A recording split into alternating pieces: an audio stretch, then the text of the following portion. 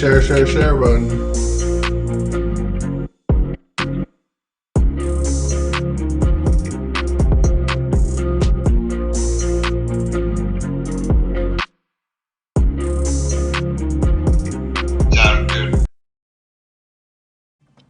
Hi, how you guys doing? Welcome everybody. Welcome. Nuclear weapon would vaporize. We will start a video here in a second. I don't know why it's starting right now, but we're going to pause that because that was not meant to play yet.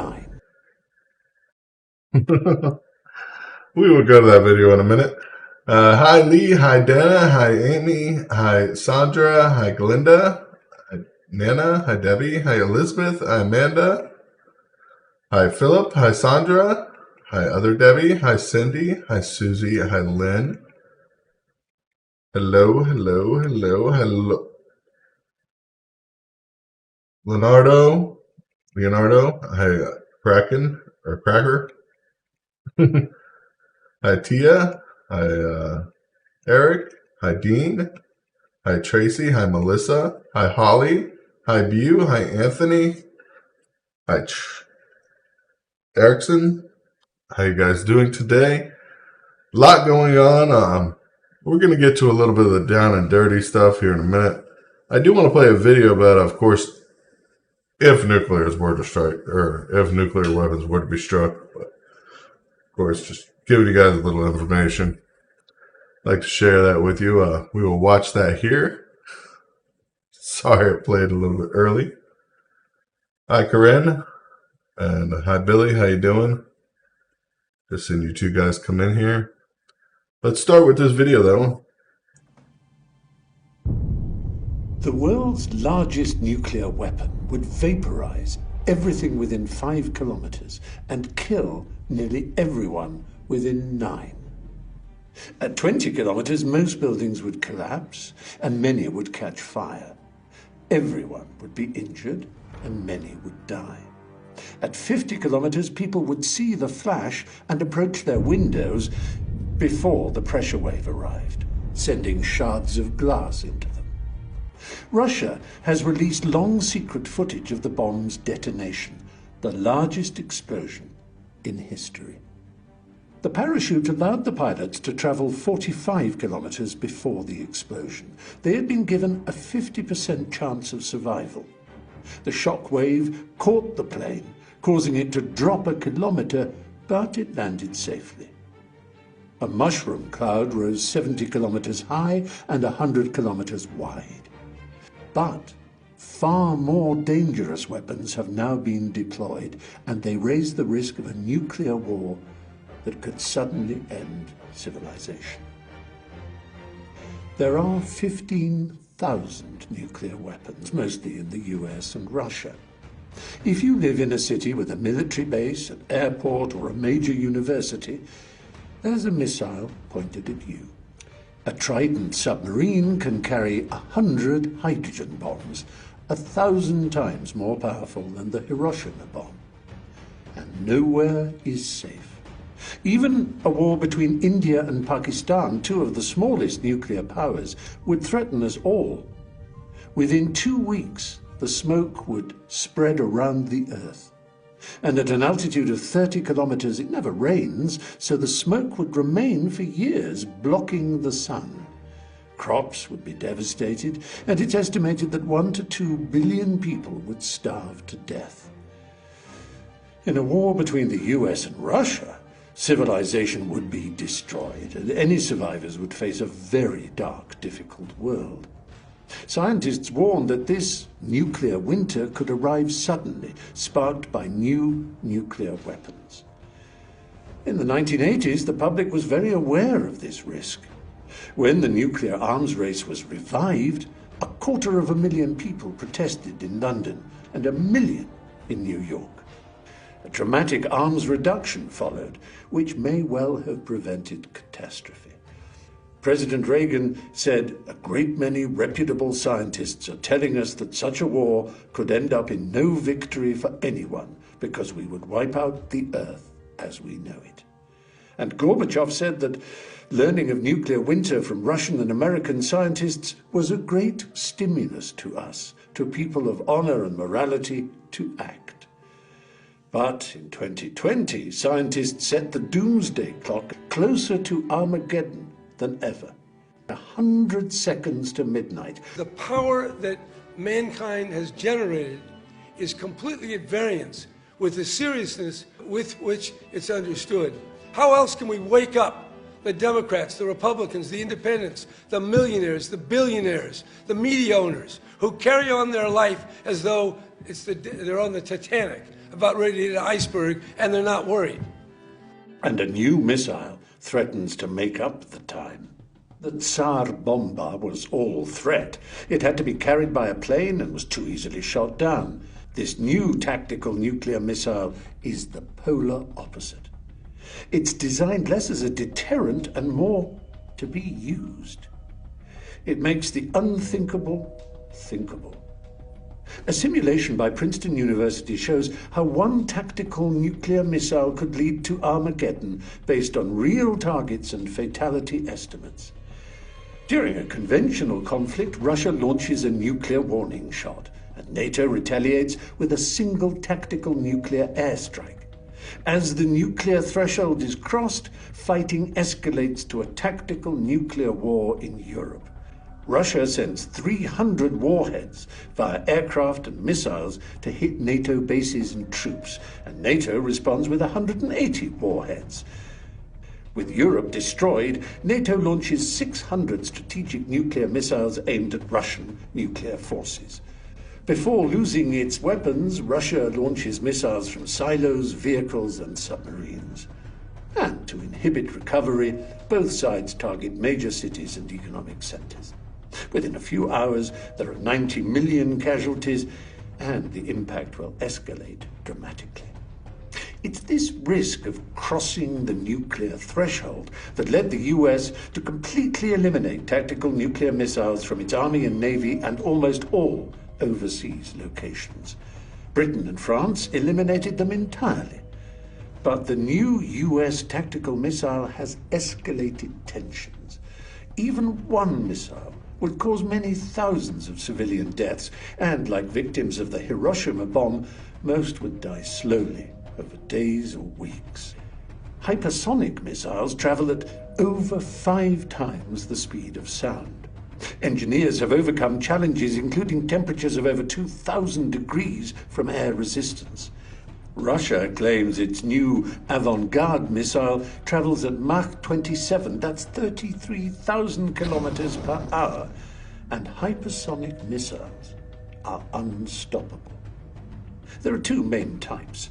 Hypersonic cruise missiles are powered all the way to their targets. Unlike conventional jet engines, which use fans, scramjets use shock waves to compress air for combustion. Hypersonic glide vehicles are launched on rockets and use the air to maneuver, keeping their targets secret until the last moment. Current defense systems are based on missiles with predictable trajectories, and hypersonic missiles can be maneuvered to avoid them. While traditional strategic missiles can be detected around 15 to 30 minutes before impact, hypersonic weapons reduce this to a few minutes. And that's worse than it sounds. If Russia launches traditional nuclear missiles at the US, satellites will pick them up soon after they break through the clouds. NORAD will receive reports and confirm that an attack is underway. In 1979, Zbigniew Brzezinski received the call in the middle of the night and had 3 minutes to decide whether to wake the president. This was no drill. The Pentagon's National Military Command Center and the alternate National Military Command Center in Fort Ritchie, Maryland, all showed the same thing. The Soviets had launched more than 200 submarine-launched ballistic missiles. Following standard procedures, the launch control centers for America's 550 Minuteman III and 450 Minuteman II missiles whose combined warheads represented approximately 55,000 times the explosive power of the atomic bomb dropped on Hiroshima, were given a preliminary warning to prepare for a counterattack. The crews of the SAC Ready Alert bombers and tankers were moved to their aircraft, each armed with up to 20 nuclear-tipped AGM-69 short-range attack missiles, and start their engines. And at least 10 F-106 Delta Dart fighter interceptors were launched. U.S. National Security Advisor Zbigniew Brzezinski later recalled the event. He was awakened at 3 a.m. by a call from his military assistant, Major General William Odom, who informed him that 250 Soviet ballistic missiles were headed to the United States. Brzezinski knew that the president's decision time to order retaliation was just 3 to 7 minutes. They were still waiting for satellite confirmation of the launch, and Brzezinski did not want to call the president until that confirmation, but asked to confirm that SAC was launching its planes. A moment later, Odom called back to inform him that the command center was reporting that the Soviets had now launched over 2,200 missiles, an all-out nuclear attack. He chose not to wake his wife. If the world was going to end in half an hour, he would let her go quietly in her sleep. Moments before he picked up the phone to call President Jimmy Carter and recommend massive retaliation, Odom called a third time. Raw data from the early warning satellites and ground-based radar were seeing nothing. It was, apparently, a false alarm. And it turned out to be a malfunctioning NORAD training program. If Russia also launches missiles from submarines, they will arrive sooner. I'm going to pause this really quick. I'm going to tell you about this mistaken NORAD program that happened. This was the first attempt at AI, of course, our government had, and it was playing a game. Literally, it was playing a war game with the United States, and this could easily end up in a war. Now we're talking AI is everywhere and a lot more advanced than it was back then. The AI just happened to think it was a good time for a war game in the middle of the night, and nobody asked it to. It just did it. But I'll start this back up here because it's important. It's important to understand what could happen.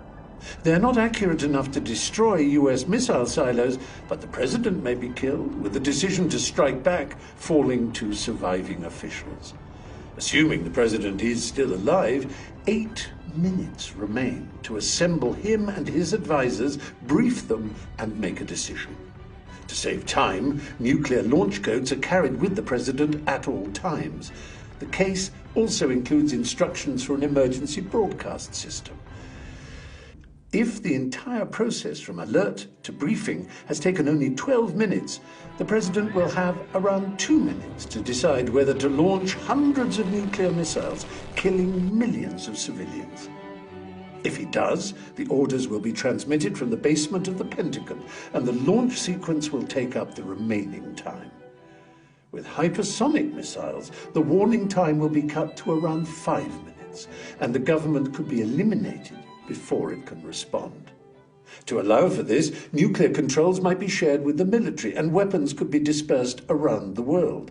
This would increase the risk of a catastrophic accident or nuclear weapons falling into the hands of terrorists.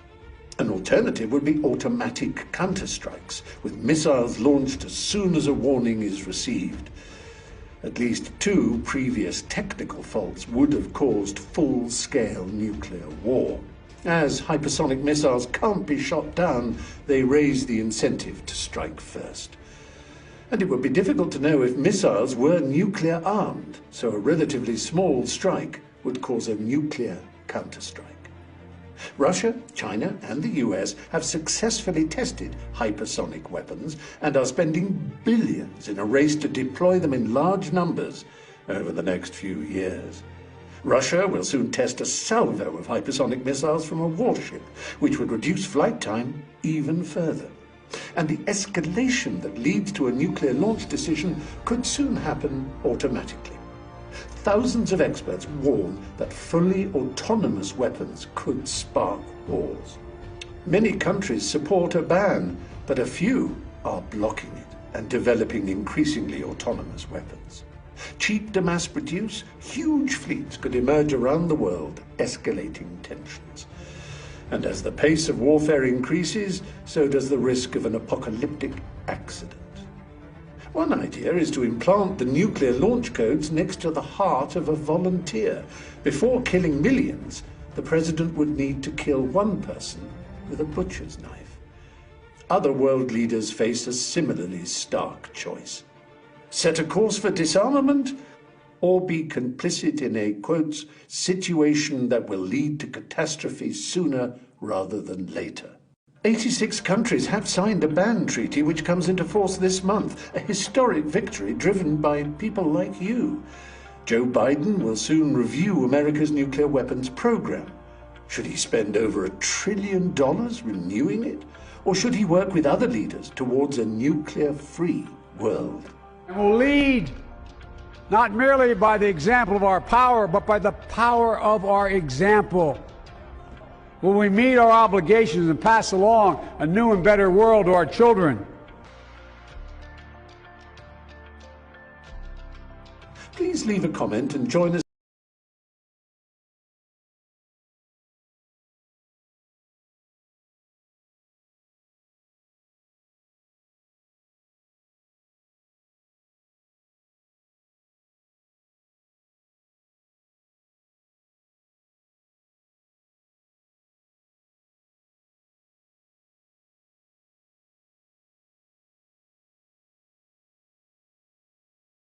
There are shells going off right now as we speak. Thank you for saying I have no sound and I'm muted. Definitely appreciate that.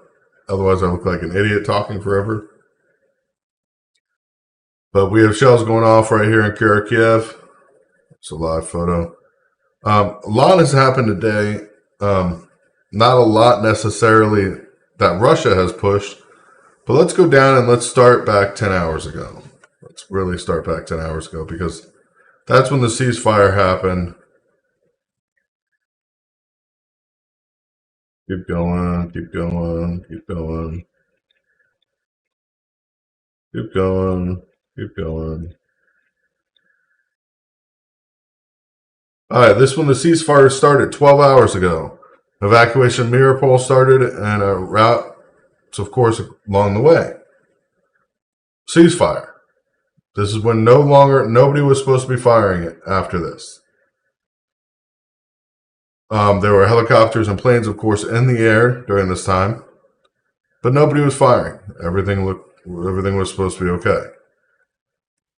Go forward right away. Not even an hour later. Ukraine decided to shoot down Russian helicopters. Ukraine decided to shoot down Russian helicopters. Now, what does that say? During a ceasefire, that of course was supposed to be happening, there we go, Russian helicopter gone. During a ceasefire, Ukraine thought this was acceptable. Ukraine thought this is acceptable right here. During a ceasefire. The helicopters there, missiles right here coming in the frame. This is ridiculous. Of course, Russia is being blamed for breaking the ceasefire. This is not propaganda. This is an actual video of what happened today during the ceasefire. This is the first one right here. During the ceasefire. Okay, and then we're going to go back over here to the list. Okay, we know the helicopter was shot down. Okay. Big loss. Helicopter. Now, supposedly, Russia fired upon an empty train. An empty train that was supposedly full of citizens evacuating from Irpin. But the train was empty because we know it was empty after the fact, and this got updated after the fact. Because at first it said a train full of people evacuating civilians from Irpin was struck by Russia. But the train was empty.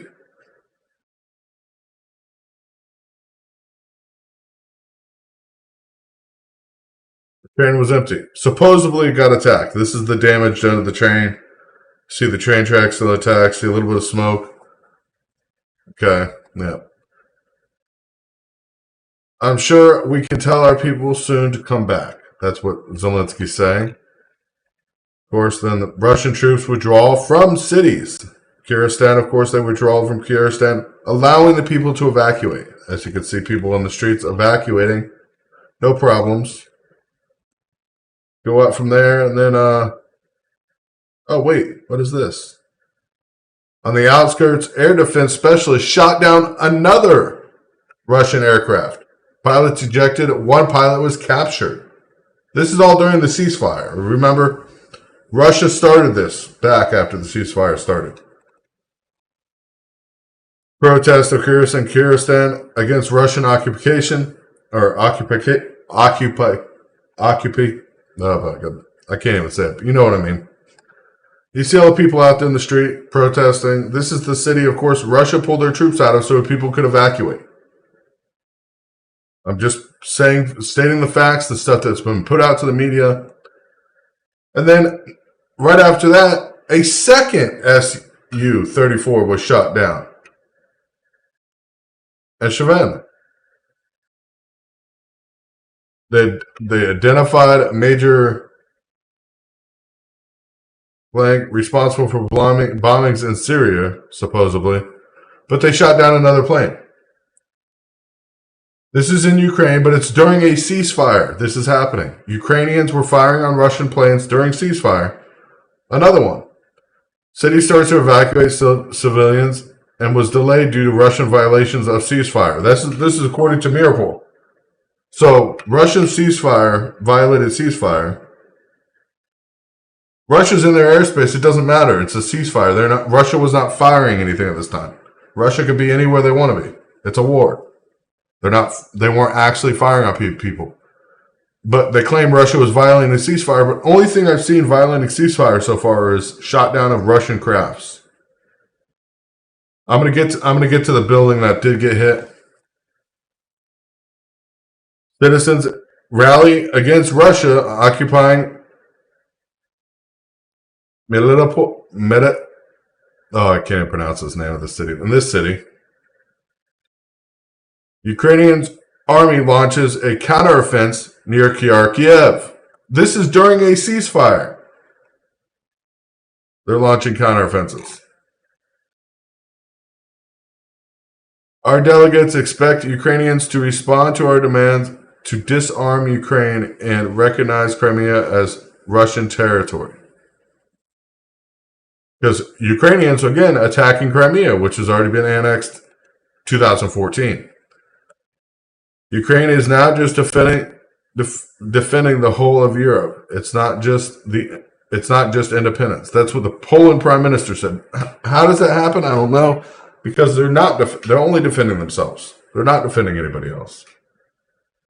The ceasefire was called by both sides. They agreed to the ceasefire today. Then let's go up again. Rescuers report 3 FBA aircraft bombs were found as a result of a Russian plane crash that they fired. They took down this plane. And the bombs were right in the yard of the apartment building. They took down this plane. They fired on this plane. They took it down. Ukrainians did. And the bombs were found. Oh, look. Russian helicopter shot down. This is all during the ceasefire. Not once has Russia fired yet. 8 hours ago. So now you're 4 hours in. Russia's lost 3 aircraft plus a helicopter, or 2 helicopters. So 5 aircraft total. No Russian firing yet. Of course, then we got people joining the forces, joining army now. These people are armed with guns. Civilians getting guns now because the ceasefire is happening. Defenders and Moviks down 3 more helicopters. So now Russia has not fired yet. Now there are 5 helicopters down and 2 planes have been shot down by Ukrainian forces.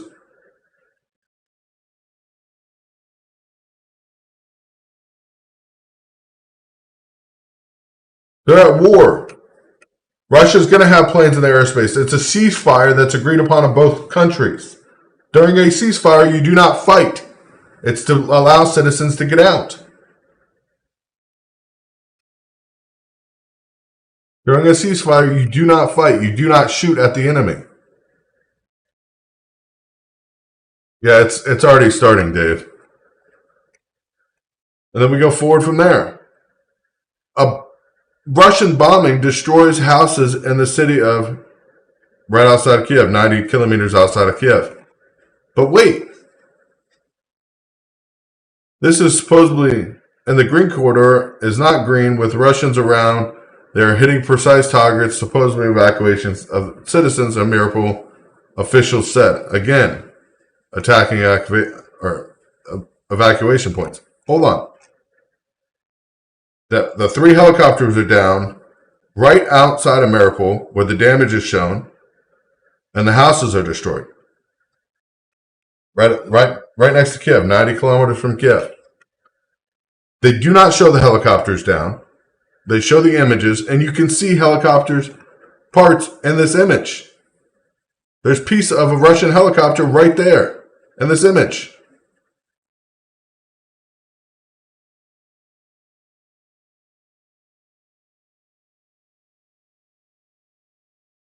Then we go on.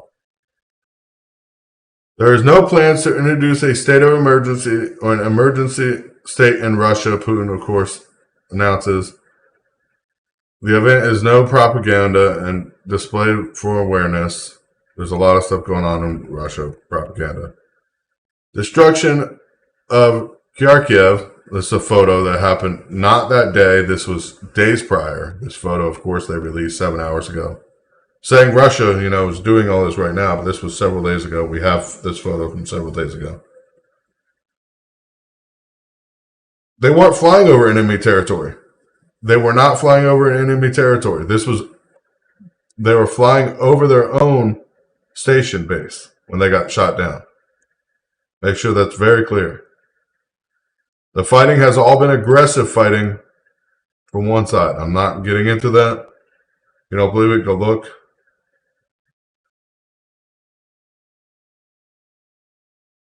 And then again, protests against Russian soldiers' occupations, okay.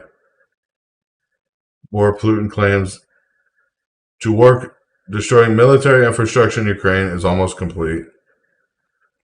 Putin talks again. No firing yet. Weapons. Russian military column in Irpin.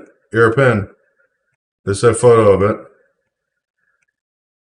No destruction being done, but you see the column just rolling through, not hitting the vehicles or anything, just rolling through. That's 7 hours ago. And then guess what? Another Russian helicopter shot down, still during the ceasefire. This, of course, is over Russian occupied territory. No military airplane should be in the air during a ceasefire. That doesn't make sense. It's a ceasefire, not a cease movement. They didn't cease movement of troops. Of course, then Secretary Blinken calls. Another aircraft gets shot down, Russian aircraft, and they capture the pilot. Another aircraft shot down. Army pilot was killed. Now, this aircraft that was shot down, the Su-34, was shot down by the Ukrainian army, and the pilot was killed. This building that got hit, it's very important. This building got hit. They call it a Russian strike against targeting civilian apartments. This building that got hit was actually not hit with a bomb. It was hit with part of the plane that they shot down. That's already been determined. And then they show damage, of course, of the aftermath that happened days ago from the shelling, days ago, of a building on the outside. Of course, projectiles that haven't gone off, bombs that haven't gone off around the city. NATO, of course, has deployed 2 Sentry aircraft monitoring airspace, the edge of NATO. We have B-52 bombers right now flying the edge of Ukraine, the edge of Russia. We have F-35As, which carry nuclear payloads, flying the same paths.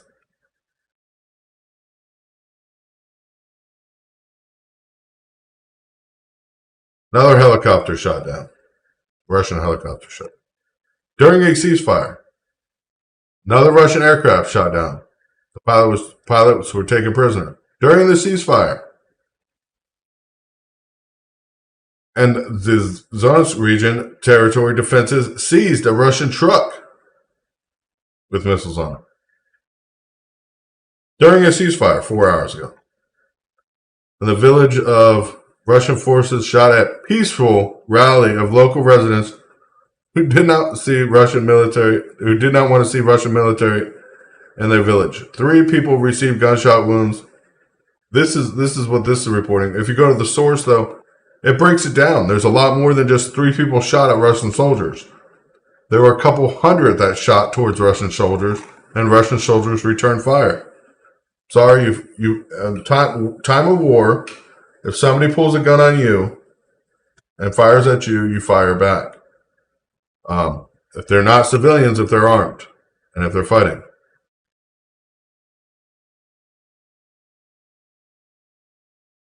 A lot of the helicopters downing and everything, I'll show you the map in just a second, you guys. I'll show you where the helicopters were down, where, of course, the firefights have been happening. But a lot of it is near the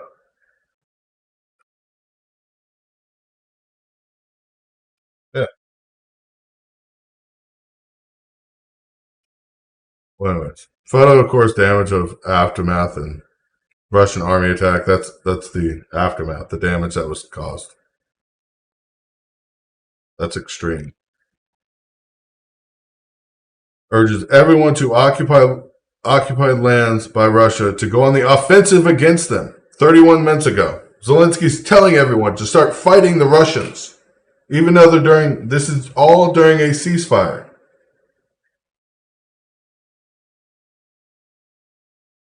Zelensky wanted this ceasefire. Russia's the one that agreed to it.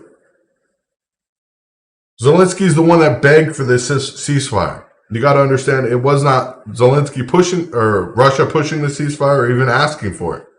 Zelensky begged for the ceasefire. Begged for it. That's very important when we go forward. Of course, 31 minutes ago, and then we get failure of Ukraine's providers, of course, damage due to hostile affecting service, and a lot of Ukraine right now, internet's being out. This, of course, is supposedly the same building that get hit by plane debris. It's supposedly now 25 minutes ago, because it's still on fire. Or this photo is not 25 minutes ago, I'll tell you that, because it's been dark there for a lot longer than that. This photo where the plane actually hit, the part of the plane hit the building that was supposedly, now it's shelling damage. Shelling damage. Same building that got hit by part of the plane that they shot down. Supposedly is shelling damage when there was no shelling done. Of course, now we do have explosions going on. Kharkiv is being shelled as we speak actively because Russia is starting to move forward with attacks. Of course, Ukraine officials confirmed the killing of members and of the negotiation delegation and accused Moscow of killing them.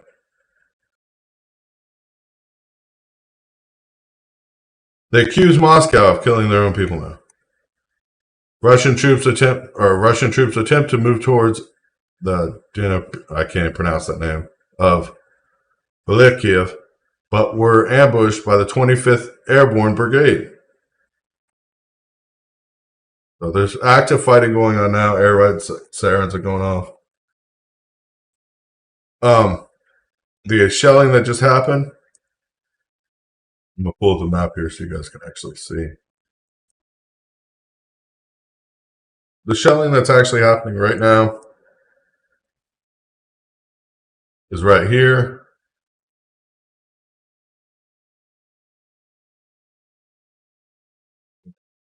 Right outside of Kharkiv, which Kharkiv has been occupied by Russian soldiers already. This red will, of course, move down after 48 hours of occupation, after they occupy it for 48 hours.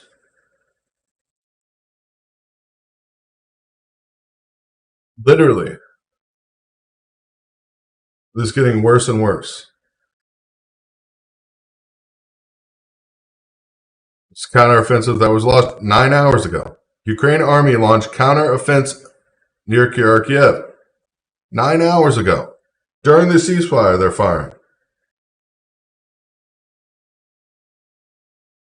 Yeah, and the world is not getting any further or closer to being peaceful after all this is happening.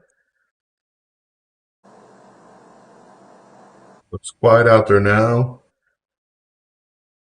Of course, I've been watching everything going on out there. It is quiet right now.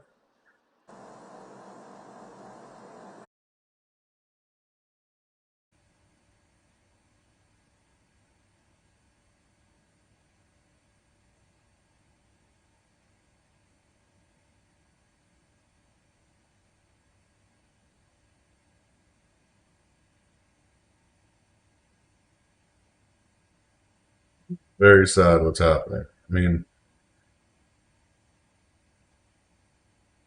I feel bad for the citizens. I do not feel bad for the soldiers.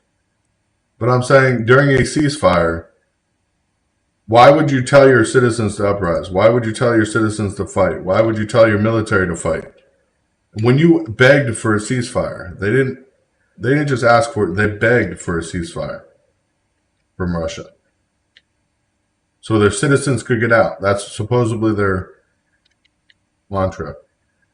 And Russia pretty much didn't even fire back. They had planes in the Air Force watching movement, which is responsible for anybody. But Russia is easily can take them out.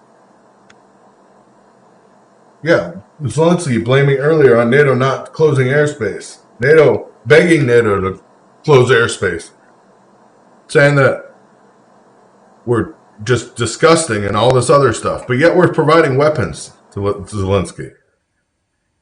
Even after all his talk down about NATO, how bad NATO is, how weak we are because we won't get in there and fight.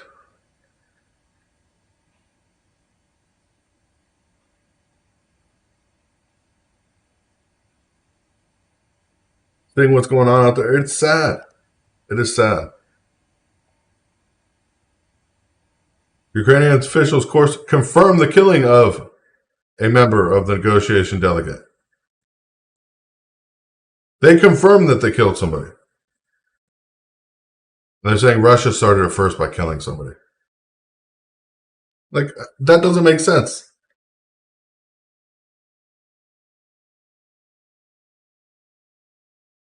No, supposedly built. Supposedly that train was leaving Kirpin full of citizens. The original post was the train was leaving Irpin, and it was full of citizens, and it got bombed by Russia. The only photo or only evidence looks like a little bit of smoke, and one of the carts is pushed over a little bit. That was not bombed, and the train was empty. And it was leaving there going, of course, supposedly full of people taking them away at first. And they were saying them they didn't know how many injuries or anything were coming out. And then the post was updated that the train was empty after that.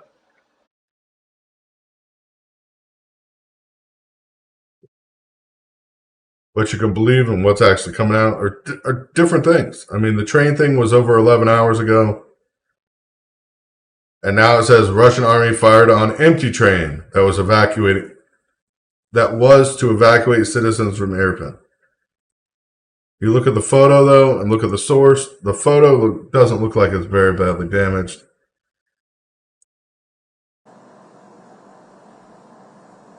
Literally, and I'll get over here, too, and show you this, because some of this stuff is just driving me crazy. This is supposedly the photo of the extreme damage done by the extreme bombing.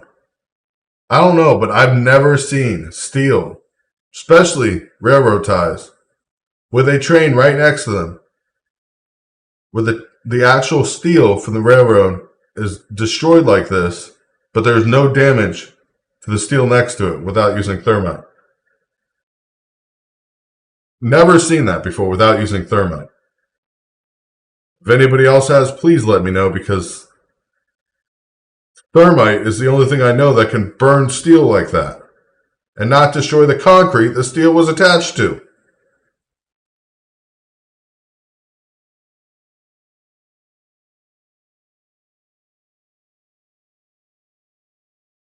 This is supposedly the bomb did this. The concrete tie that the rail was attached to is still there.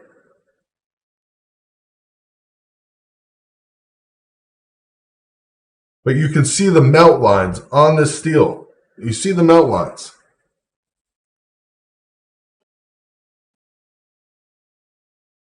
Cluster bomb fragments wouldn't have done that. You would have had to use thermite to melt that steel. You know how thick those girders are? And the train was sitting right next to it. This train was here the whole time this supposedly happened.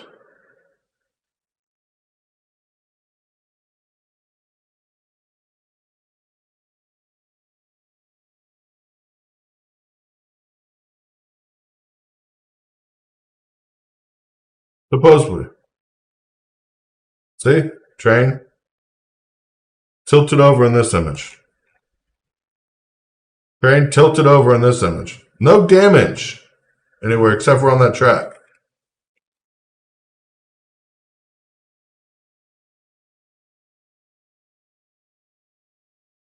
Well, what's amazing is these images, when you go to them, don't even go to the source image or the source post. When you go to the source post, it takes you to these images, which shows this.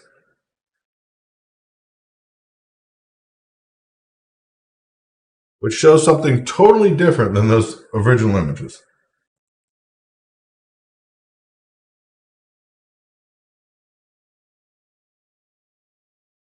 That was supposedly the only bombing that Russia's done today, besides the supposable bombing of one apartment complex by shelling that we see in the image of the plane being took down. You could see part of the plane hit that building. And they're using that as being, that building supposedly been missile fired on it today, and has been shelled just a couple hours ago, supposedly. The same building. Pictures taken from 3 different angles of the same exact building. Let me pull it up for you guys.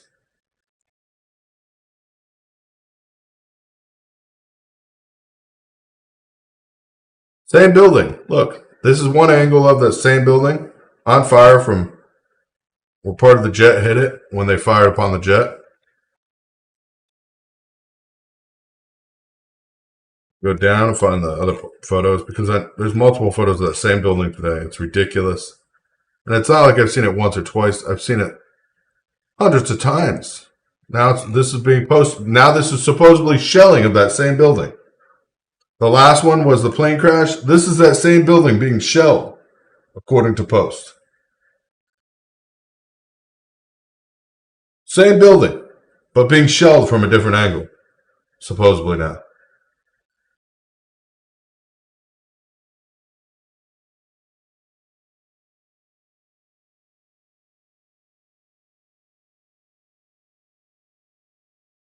Now, does the building look like it's been shelled, or does it look like it's the same damage that the plane did earlier in the day to it from a different angle?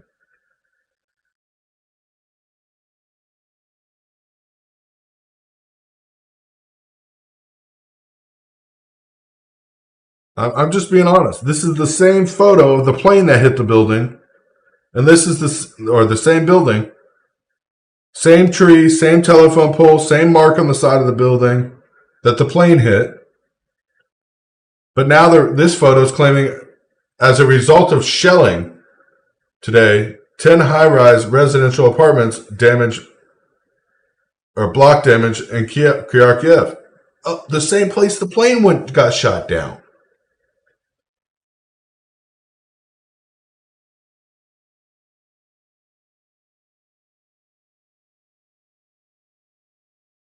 The same place the plane got shot down. This is amazing.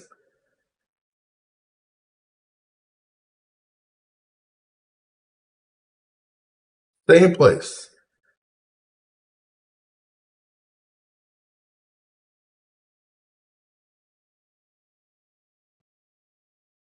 I'm just saying. And it all ties to right here. But we know a plane went down right here. We know this is where the plane got shot down. It's not a question. And it's the same place they're tagging it every time they put a photo up of it.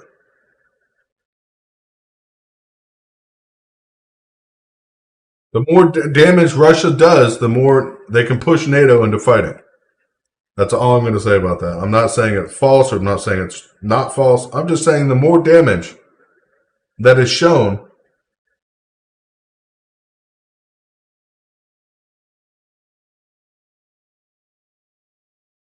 I don't know if you've ever seen a plane hit a building, but especially a fighter jet. Supposedly that building was hit by missiles today, Bill. Was a jet hit it, and it's been bombed now by shelling.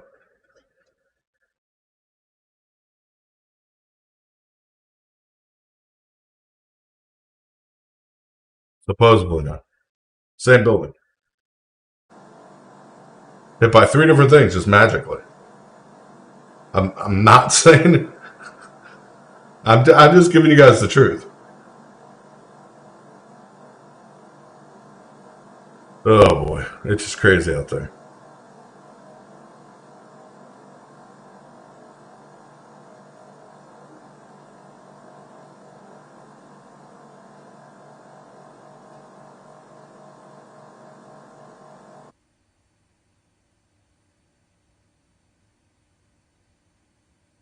Blinken, of course.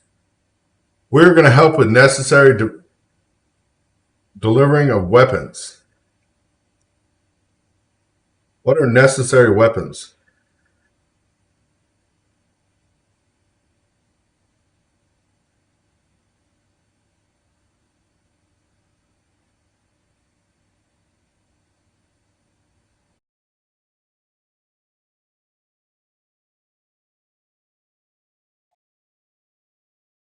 What are these necessary weapons they want to put out now?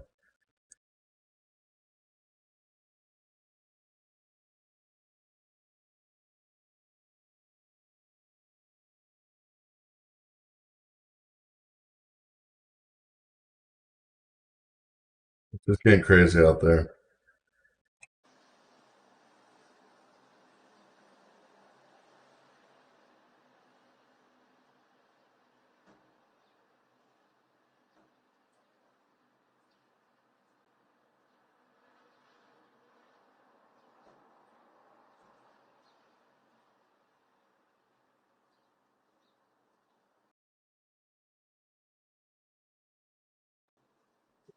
Ukraine has necessary weapons they need to defend themselves now.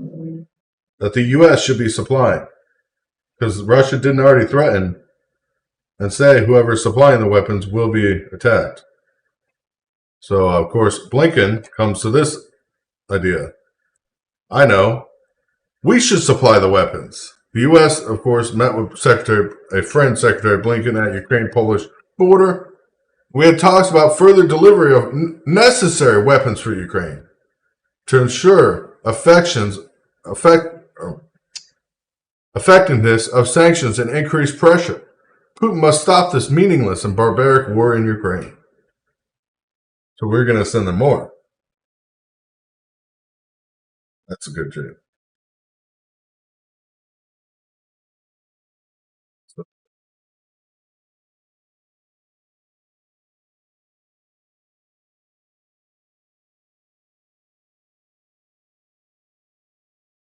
We're not talking a fighter jet. We're not talking a 747. We're talking a fighter jet. They're not that big.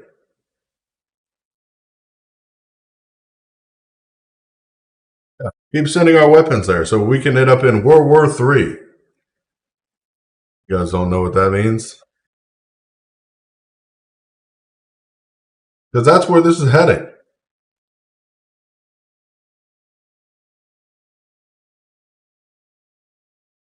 Out there. This is a picture of them meeting.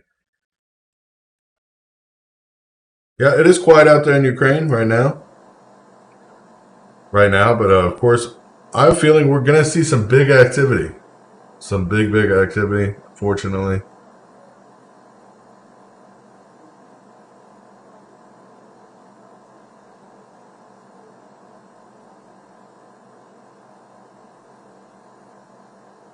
Yeah, his demeanor is to drag NATO into this. And to drag NATO into this at any means.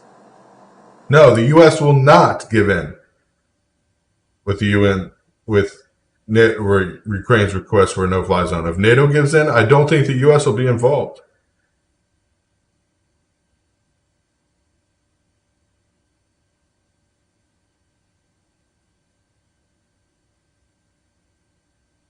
You can't, Bill, you can't even talk. If you go into attack any country like Russia that has nuclear weapons, you're asking for problems. Major problems.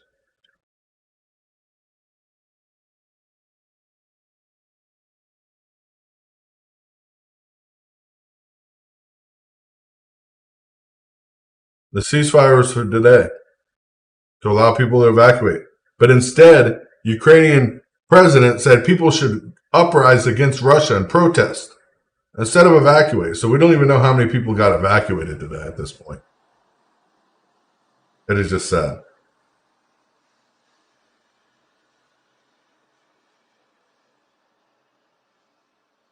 NATO, UN, Russia's part of the UN. NATO and Russia and UN are two different things. United Nations and NATO are two different entities.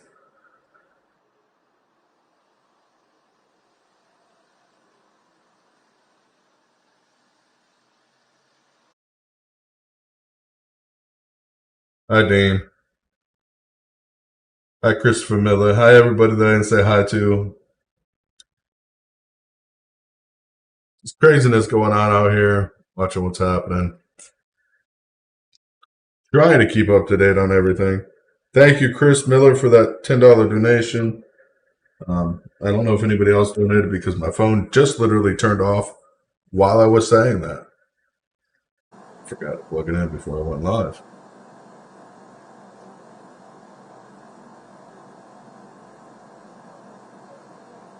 Of course, the other 4 phones I have sitting here are all turned off so it doesn't go off while I'm talking. Yeah, they want NATO.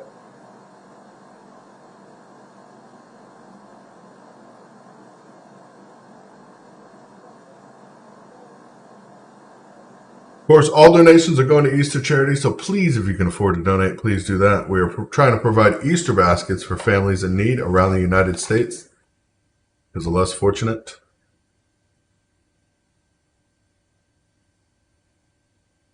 Keep you guys updated on anything that comes out. Trying to keep you guys live and up to date.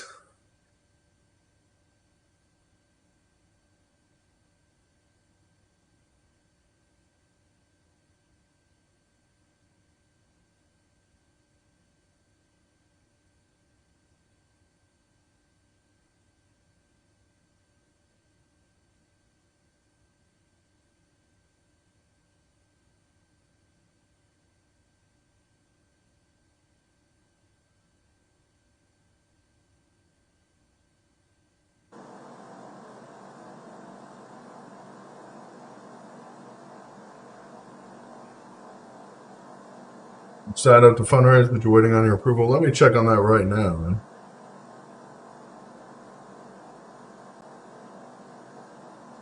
Need approval, but let me check.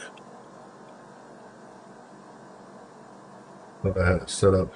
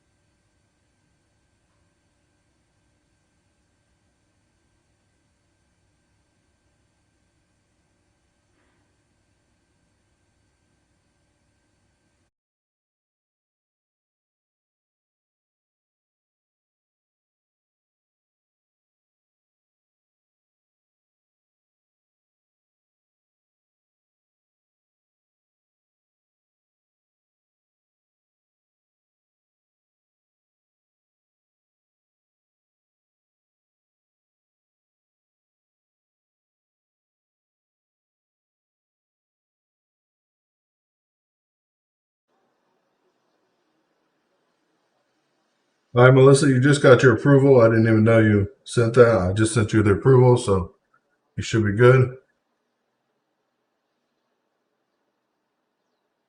Sorry, Dean. I'm talking to everybody. I'm trying to get everything done.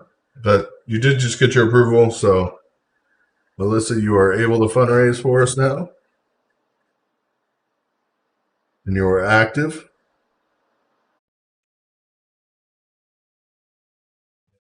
Number 3 is coming.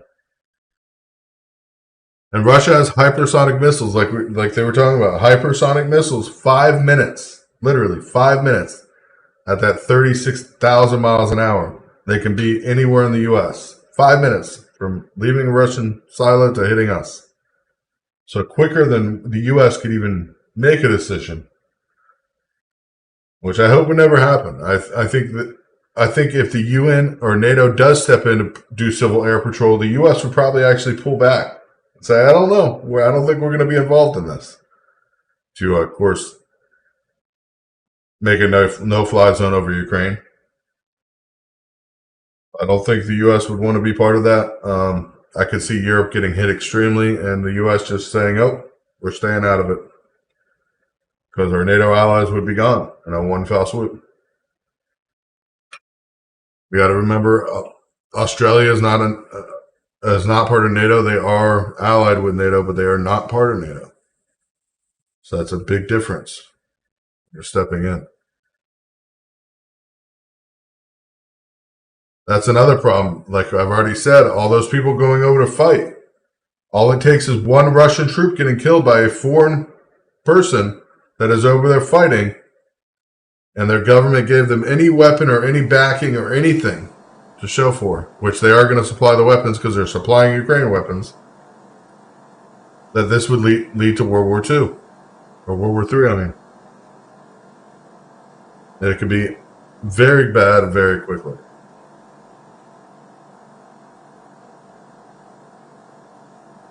Yeah, I don't know if you caught the video I played earlier. I will be playing it again. Not right now, but I will be playing it again sometime during the live. Of course, giving you guys updates on what's happening.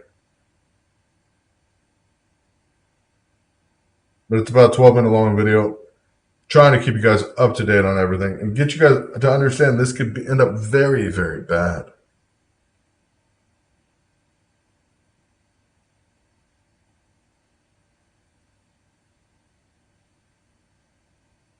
Things getting ugly. Right now, it's looking pretty quiet, but there's been a lot of attacks on Russian planes during the ceasefire today. Which people think, well, it's not Russian airspace, so they should be allowed to. Ukraine begged for a ceasefire. The Ukrainian president begged for a ceasefire today. You do not beg for a ceasefire and then fire upon planes and helicopters during a ceasefire or start skirmishes. You don't do that. That's not how you fight a war. Your ceasefire is for your civilians to be able to get out safely. You don't go and poke a bear once it's trying to take a nap.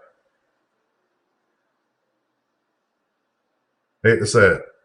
That is not how you benefit your country or your people. Definitely, Holly, thank you for saying that. We definitely appreciate all you guys being here with us.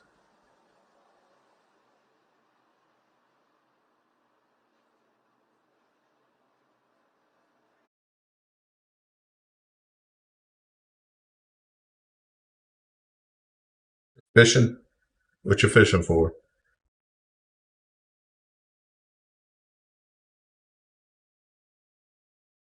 Yeah, he's liable. Russia's liable to just say, let's pull back all our troops. And next thing you know, ba-boom, ba-boom, ba-boom. That can be very, very tragic.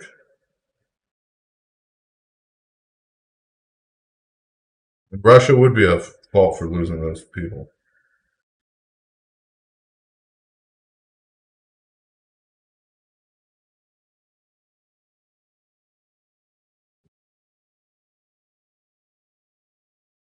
Oh my goodness. A quick recap? I can't give a quick recap. The recap took me like 20 minutes, Tracy.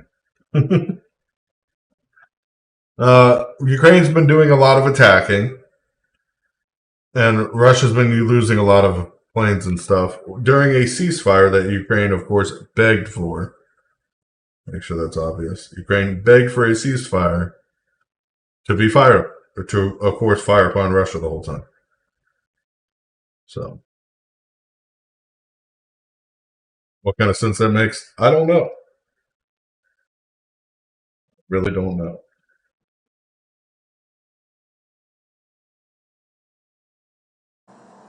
Yeah, Zelensky's telling people to protest instead of leaving, to fight back, to revolt instead of leaving during the ceasefire today. Those were his announcements. To fight your Russian oppressors to fight back, to do as much damage as you could.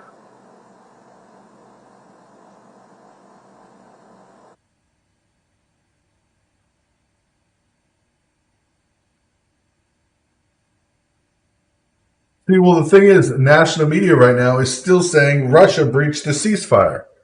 The ceasefire started 12 hours ago, and the first several attacks, besides the train that supposedly got bombed, which I don't believe happened, because the photos from that are definitely not the same thing.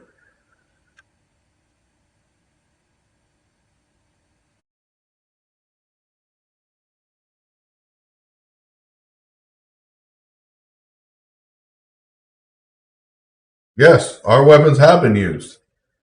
Russia's already pissed about that. Russia's already said the West will face retaliations like we've never seen before, but we have not. They have not done it yet.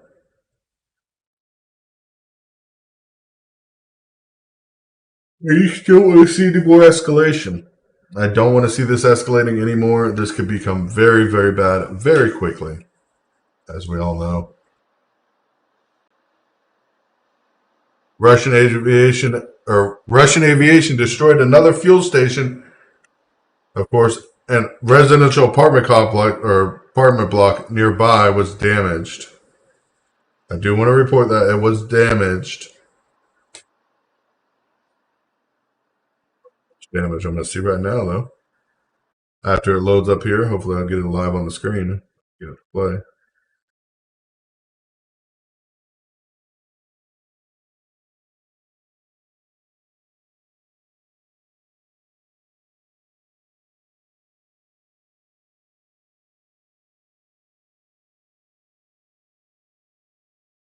Do not try to play that video because that is not even, it's spam. It's some kind of virus that they're trying to put out. Repeat.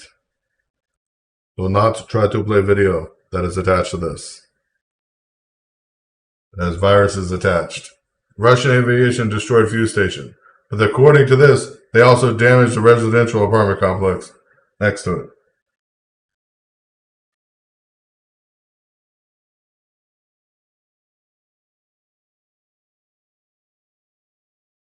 But I managed to go.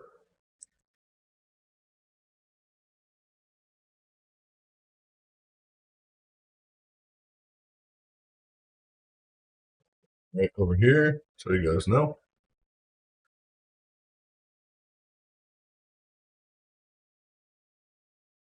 Stay tuned. I will give you guys updates as, of course, we keep going. No, actually, the federal government right now sounds like there might actually, both sides of the aisle are saying they want to ban buying Russian oil. So if you do not have oil, or if you do not have your cars full of gas right now, go fill them up. And if this ban does go through, prices will go up more and faster than what we're seeing right now. So if it does go through, that's what we're facing. So be prepared. Be prepared. Right back.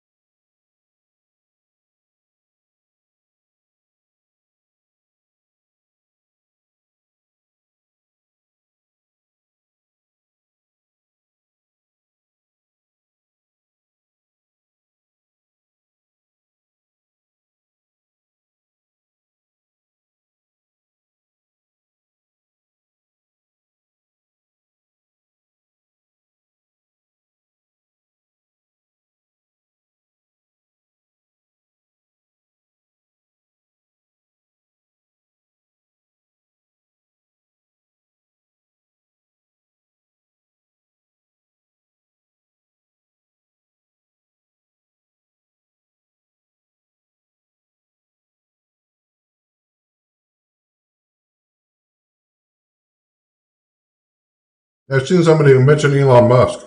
Elon Musk has actually called for the U.S. to start producing its own oil, begging in his tweets that the president should open new oil leases immediately and start getting oil. Going electric is a long-term goal, not a short-term goal. And the biggest manufacturer of electric cars can admit that. The president needs to, too.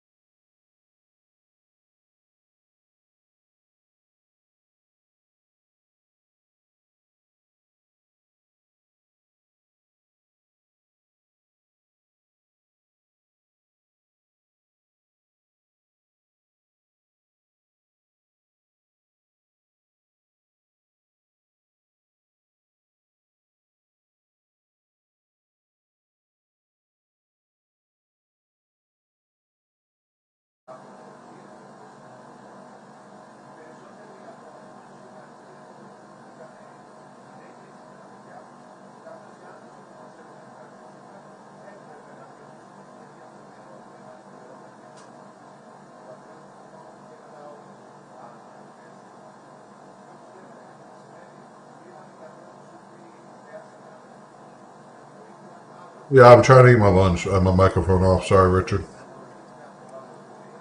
Ukrainian air defense shot down a cruise missile over Kyrgyzstan, obviously using Stinger missiles.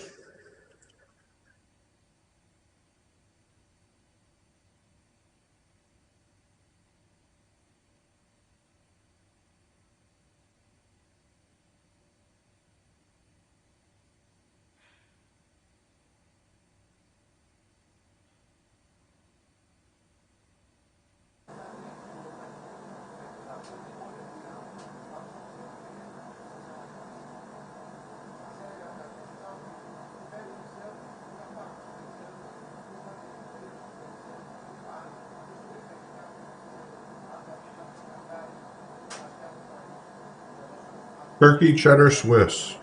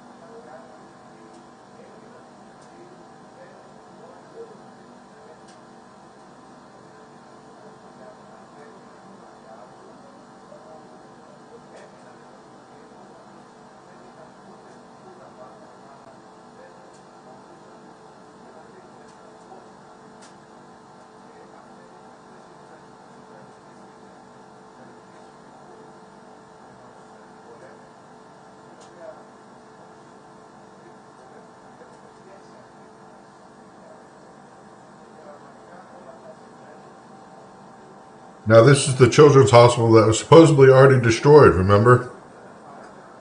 And this is the children's cancer hospital that was already destroyed.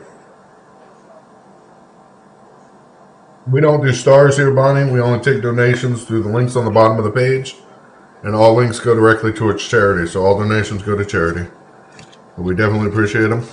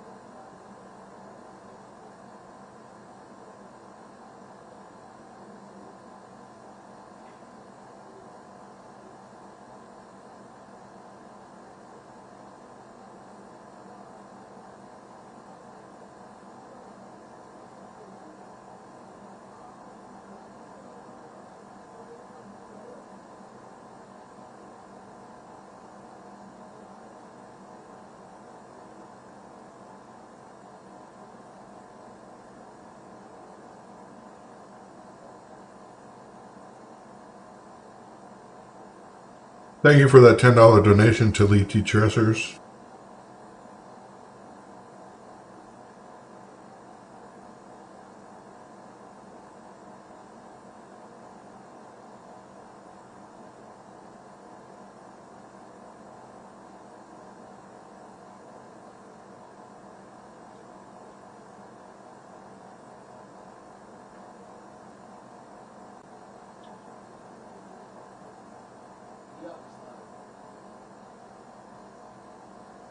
We have air sirens going off here, telling people to take cover immediately. Like I thought tonight was going to become very active, and I think it is, unfortunately.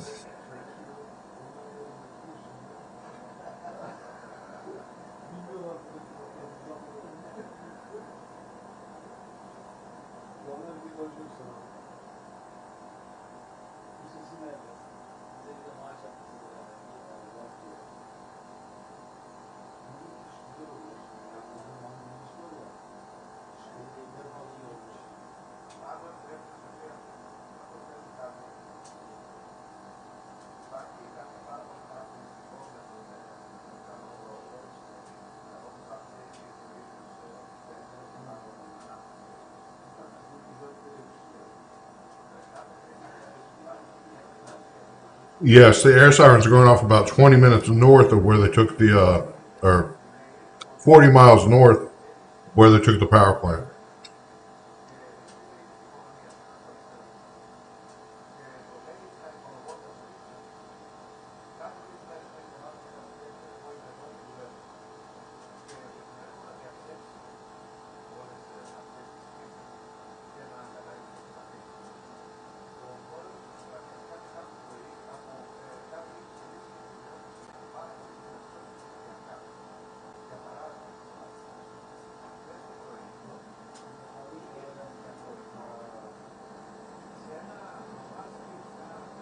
The ceasefire started 12 or 13 hours ago. It was broken almost within an hour by Ukraine.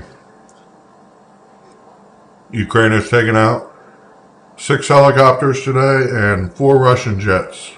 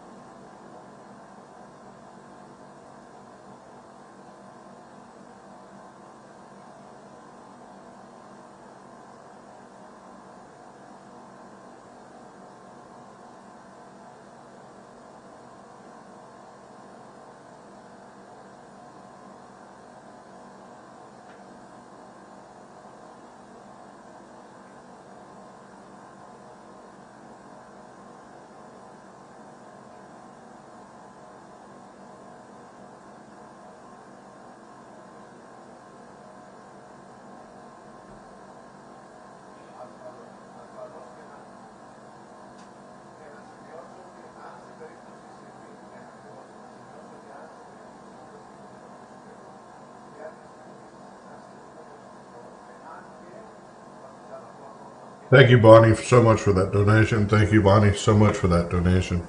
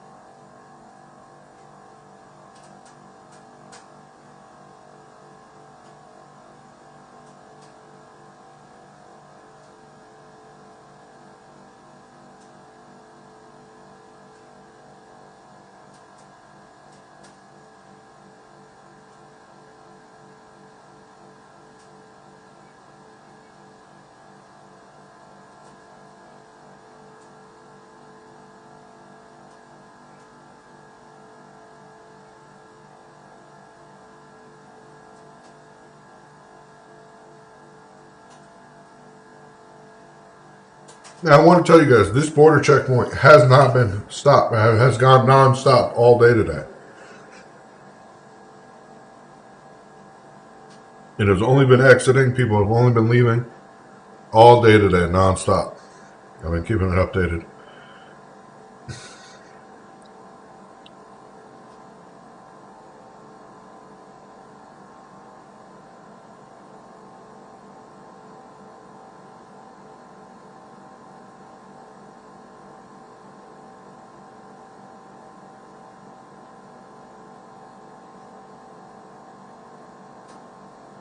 Russian, of course, bombed this area. It's supposed to be residential. We'll actually find out that here in a minute.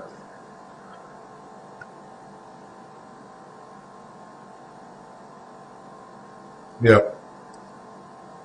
Yeah, I mean, we're waiting for a total count, though, of how many crossed the border so far, but we have not gotten that today. We've been getting updates usually every hour, but...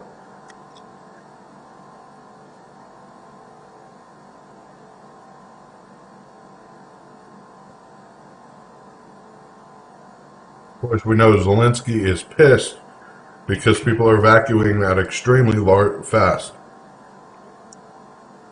Once again, this bomb did not just recently drop. It is in the middle of the night there. And this is an image of a bomb that was unexploded ordnance that was dropped 4 days ago. I'm going to cut over to it right now. This supposedly just happened. This bomb happened 4 days ago in this area. They're saying Russia just dropped this bomb, these bombs. That's what they're saying. 8 minutes ago, according to them. That's how ridiculous this is getting. How does this happen 8 minutes ago when it's pitch black outside and this is daylight? Yeah, this happened a couple days ago. These bombs. But that's what they're claiming happened just now, right here. When it's dark outside.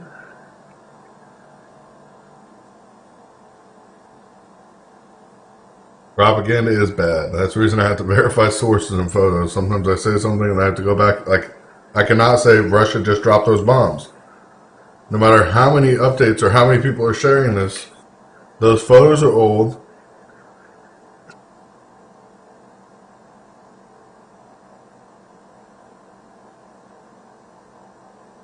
Guarantee mainstream media puts that on. If you go watch any of the mainstream media, 5 o'clock news, Russia bombed in a residential area in Chechnovich with powerful, unguided FABs 500 bombs. Guarantee that's what mainstream media is going to put on at 5 o'clock news. Ridiculous and sad. So we'll go back to the air raid sirens because we know those are real. Our most recent update 11 minutes ago. Air raid sirens.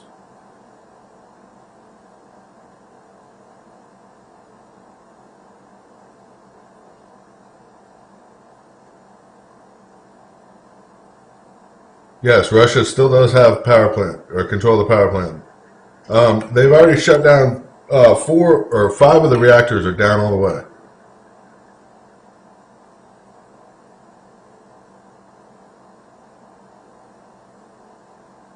One of the reactors is still being used to produce power because Russia does control a lot of the territory that in the south there.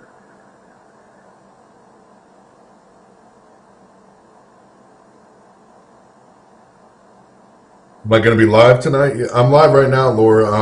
I'll probably come back live around 9 p.m. I figure I'll stay live till 5, which is about another 30, 45 minutes, depending on what happens. And I'll be coming back tonight around 9, which will be, of course, 2 hours before sun, or 9:30, which will be an hour and a half before sunrise there in Ukraine.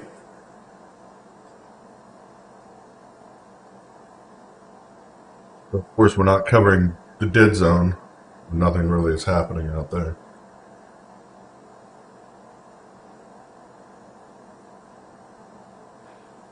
This is ridiculous. Another photo during the day, but this happened right now. Supposedly. This happened right now, but this is during the day, this photo. Magic. Yes, Eastern Standard Time. This is the last update we're sticking with, like I said. We're ignoring that update. Something I cannot do is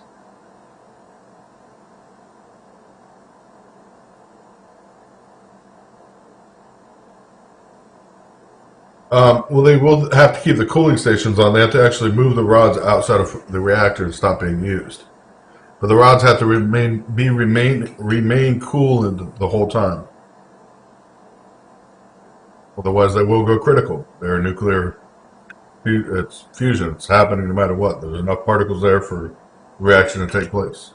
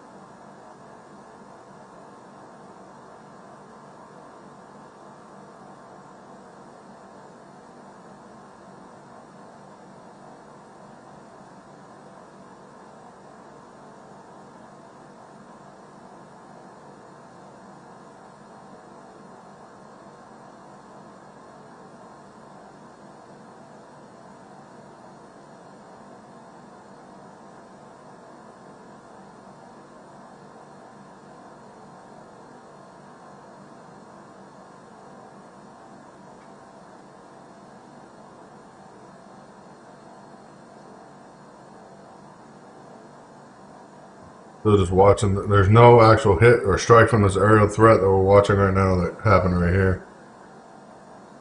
Just aerial raid alarms went off, sirens went off. No attack yet.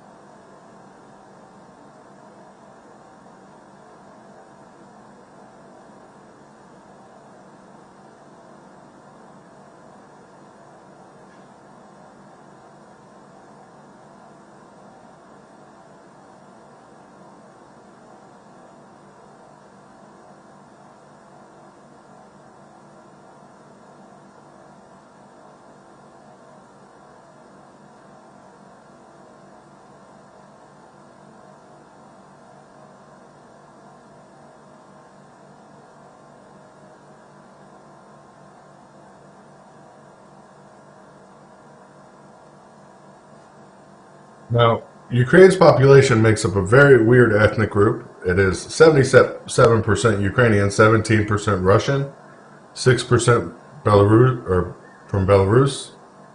Moldovan is 0.5%. Most of them are 0.5%. But you do not see anybody of color or Spanish descent or Chinese. It is a very known to their culture thing.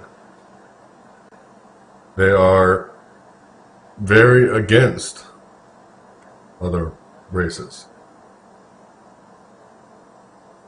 Very, very much against.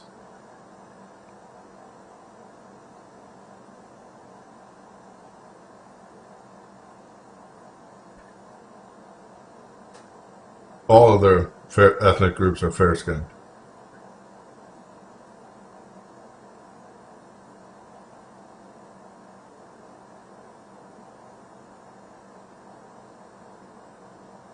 All of their ethnic groups are fair-skinned.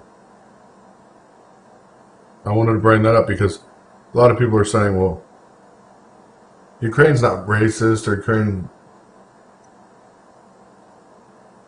Ukraine's not neo-Nazism. It is, unfortunately, to this day.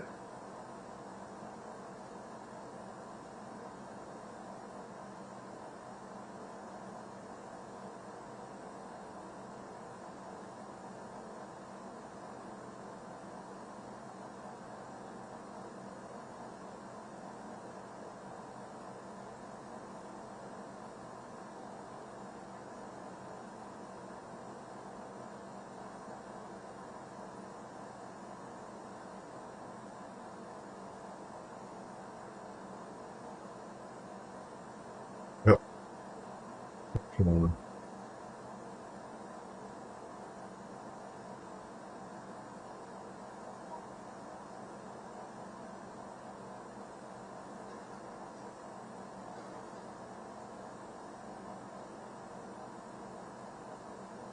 No new updates. It looks like it's quieted down right now.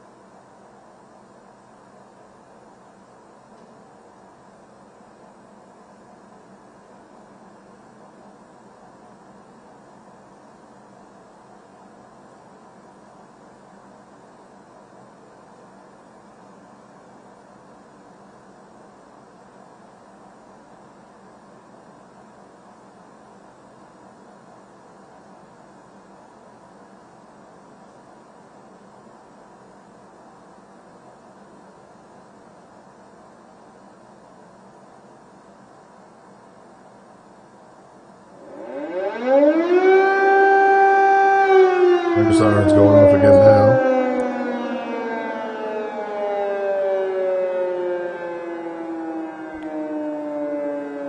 Air sirens are going off now.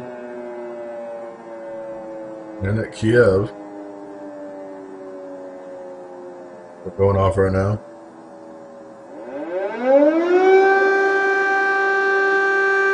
Independence Center.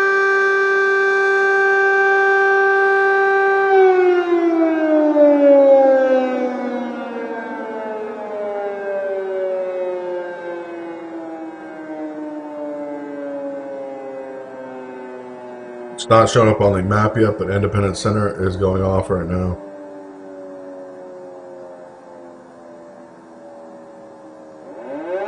It's right here. This is Independence Center.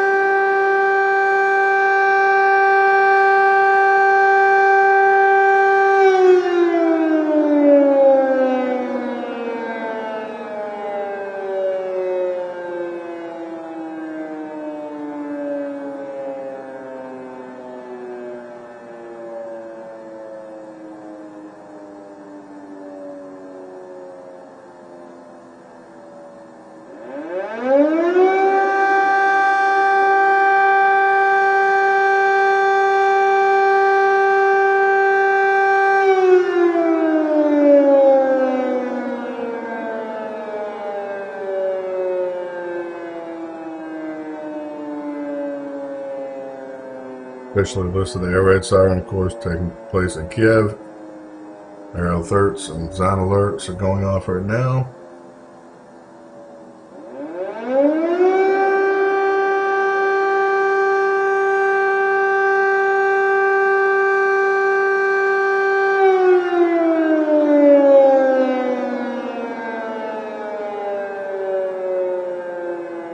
This is not a test. This is the middle of the night, Richard. They do not do tests in the middle of the night. Unfortunately, it's not the way it works.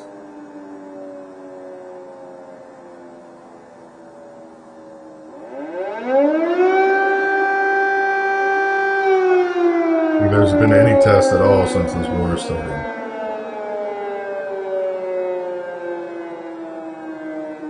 Aerial threat, sirens, take cover now is the issued message.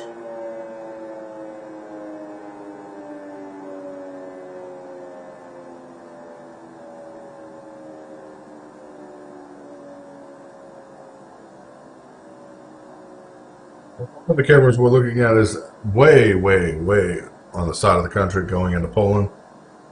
That is, of course, the feed of the border right there. We see the line of cars right here coming through the border.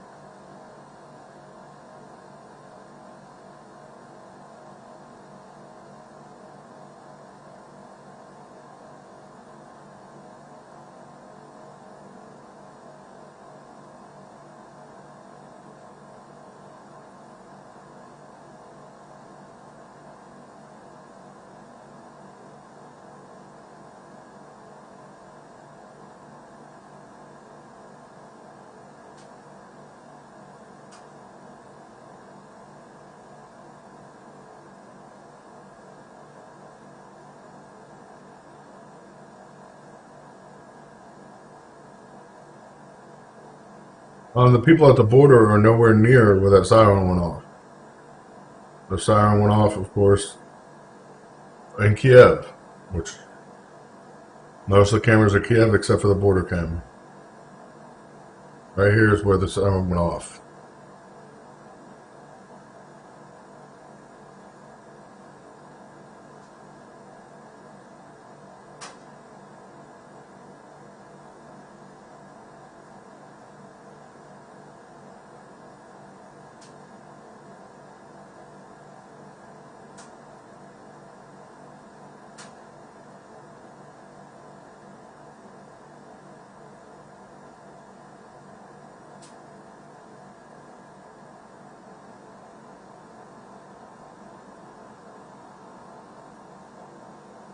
Explosions are heard in Kiev. Explosions are being heard here in Kiev.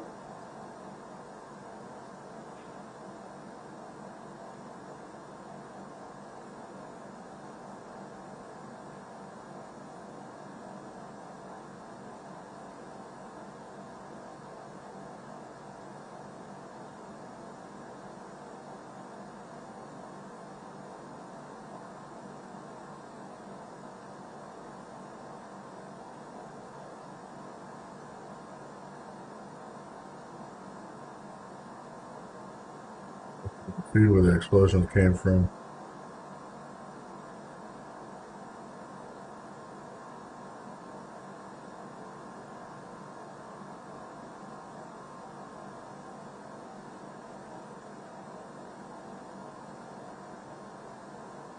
Hope you feel better, Kevin.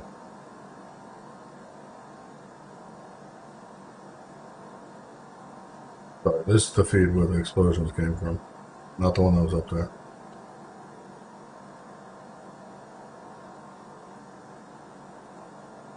Just behind this, but you can't see it.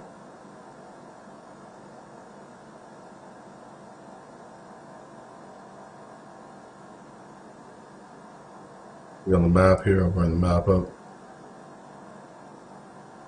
This is the explosions that just went off after the air raid siren.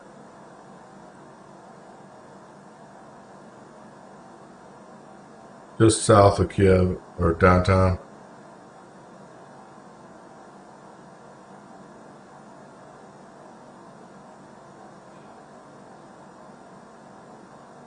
I think they're sitting, well, today was supposed to be a ceasefire, of course. And then Ukraine, of course, pushed that all day and told their citizens to fight back and everything during the ceasefire to evacuate.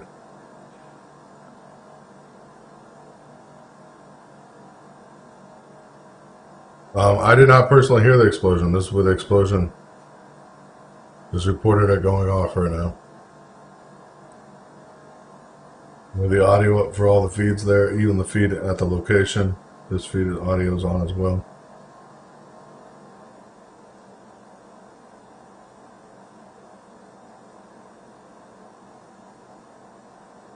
There's Russian troops right outside, literally, right outside of Kiev. They have the whole of Kiev has been encircled with troops. All of Kiev. So if we go down here,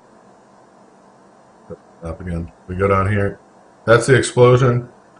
Right down here on the T-1027. There's Russian troops already down in this area. They've encircled all Kiev. That explosion went off. This is the Russian line, of course. Russian has troops over here as well.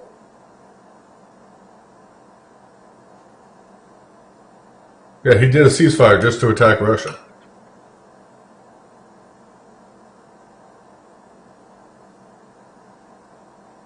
That's where that explosion supposedly just went off. No images of that yet, no video. Sure, as soon as something comes up, we'll of course grab it for you, show you guys what's going on out there.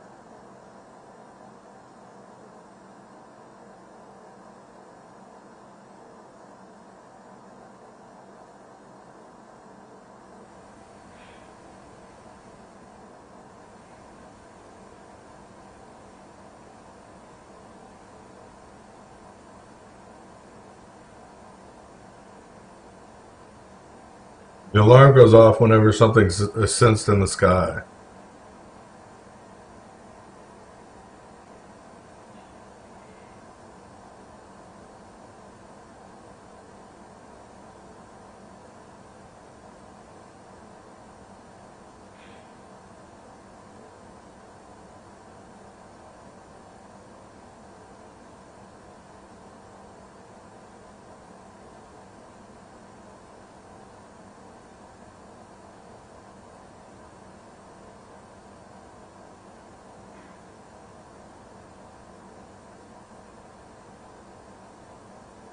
Can you imagine hearing those sirens just before midnight?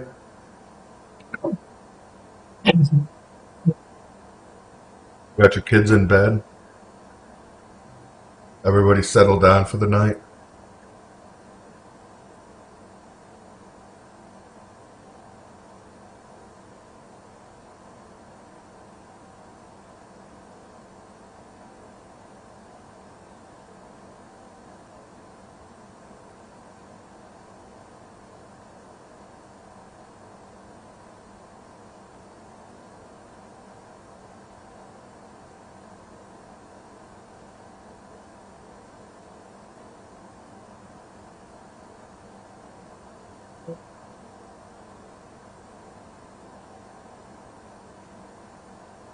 That's when you left your 3M bright orange earplugs in and went to bed. Just pray you woke up the next morning so you can finally get some shut eye.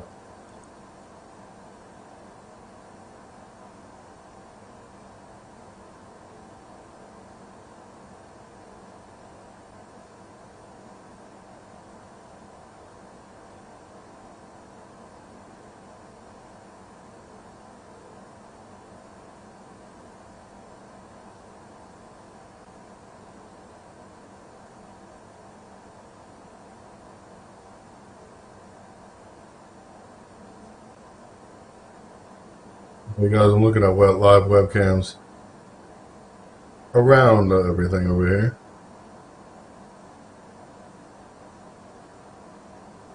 Live webcams out there in the city, around Ukraine.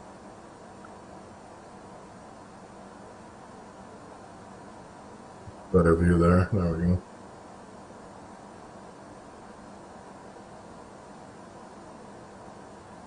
Right now there's only 1, 2, 3, 4, 5, 6, 7, 8 webcams available on all of Ukraine.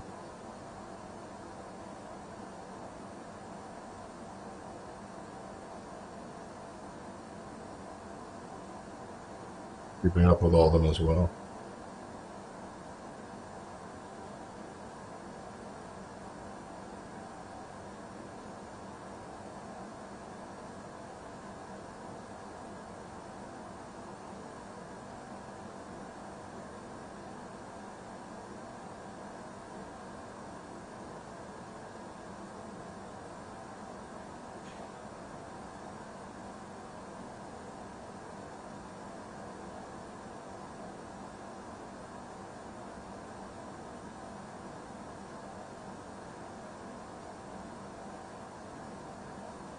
Yeah, it looks like they were making some moves towards Kiev right now.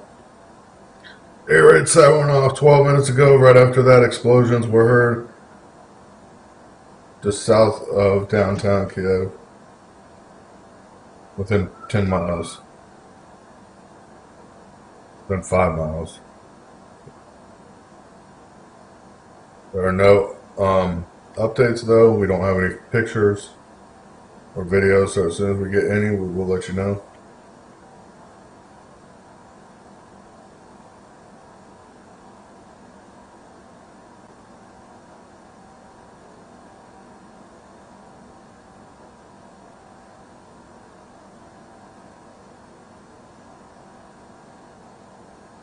Yeah, that's the ceasefire today was for.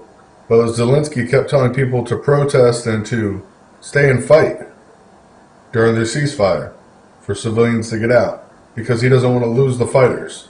But he wanted time to renegotiate or to figure out where to place his troops. It's just sad. Civilian lives are being lost because of this game. Civilian lives are being lost because of a game.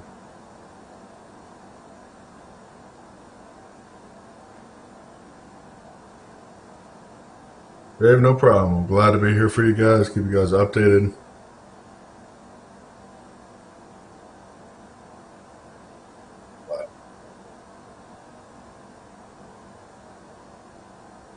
Looks like the border is quieting down now.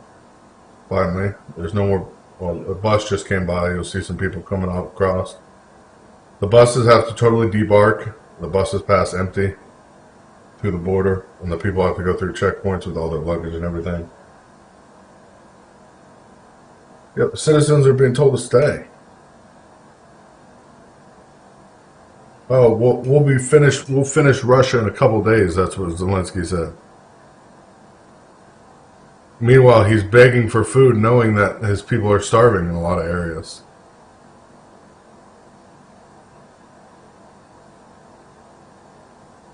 So.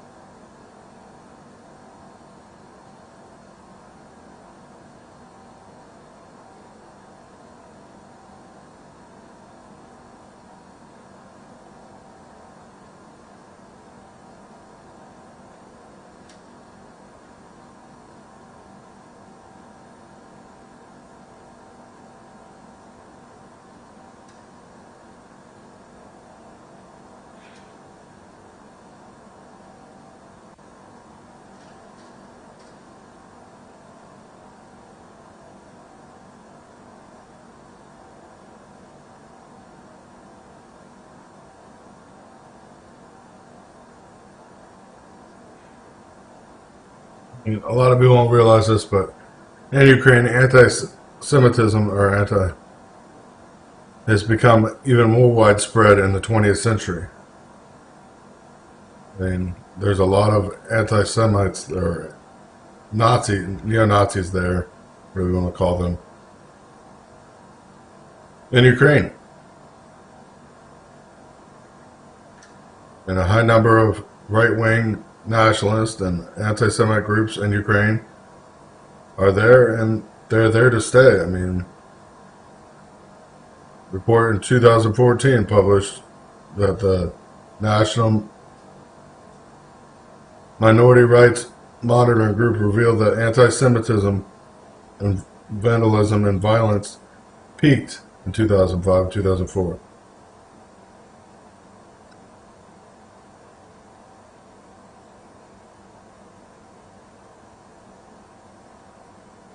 Oh, a very small percentage of them are Jewish.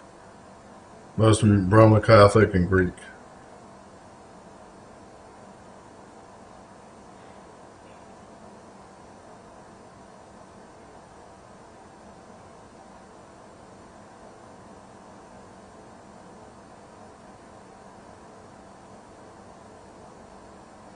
Most of them are Orthodox, and then you, of course, then you have Greek Catholic, Roman Catholic, Protestant, Muslim, and then a very small percentage of Jewish, which adhere to less than 1% of the total population in Ukraine. Less than 1% of the total population.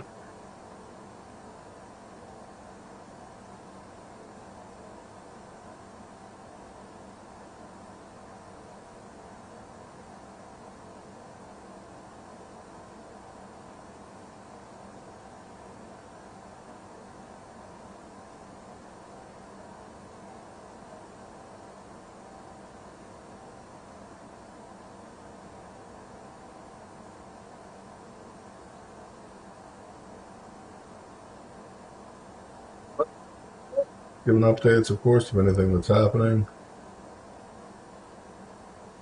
Last thing that's happened was an explosion in Kiev about 20 minutes ago. Lots of propaganda has been pushed out today, but we don't buy propaganda, we sell it back. We sell the propaganda back, full swing.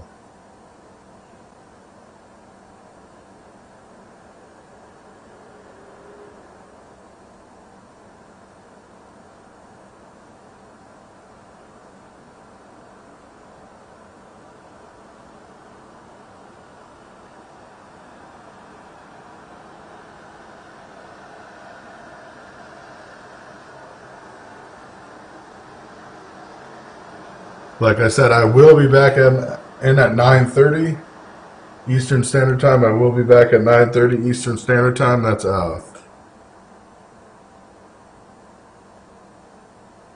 couple hours from now. This will keep cycling, though. Well, maybe Lee will take over. I don't know. I have to talk to him.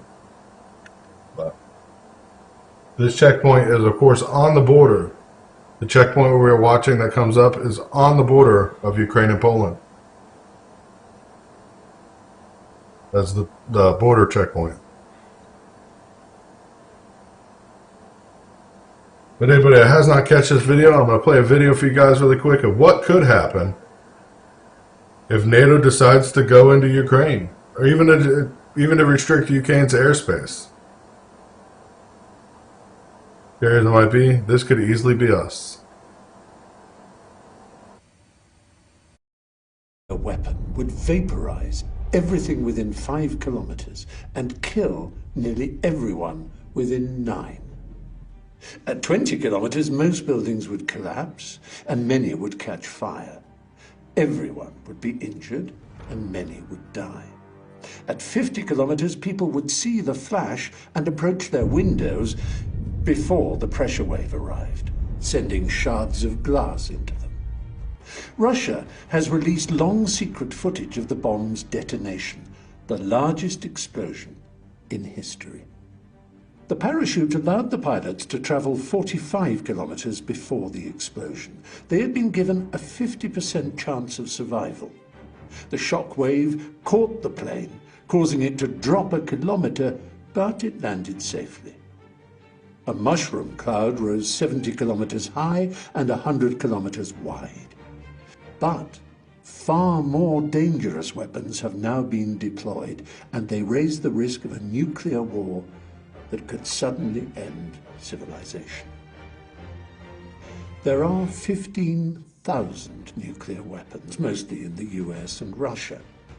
If you live in a city with a military base, an airport, or a major university, there's a missile pointed at you.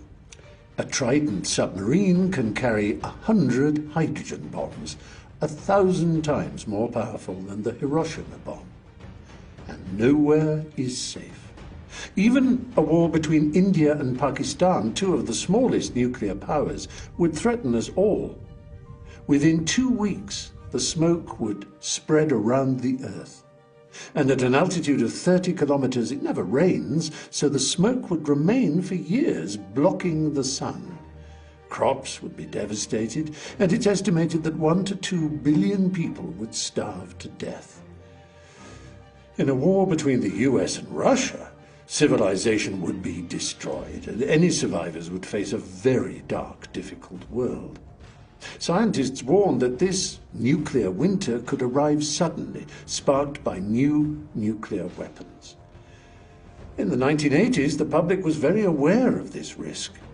When the nuclear arms race was revived, 250,000 people protested in London and 1 million in New York. A dramatic arms reduction followed, which may well have prevented catastrophe.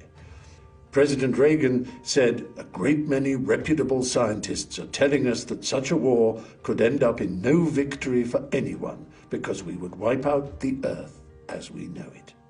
And Gorbachev said that learning of nuclear winter from Russian and American scientists was a great stimulus to us, to people of honor and morality, to act. But in 2020, scientists set the doomsday clock closer to Armageddon than ever.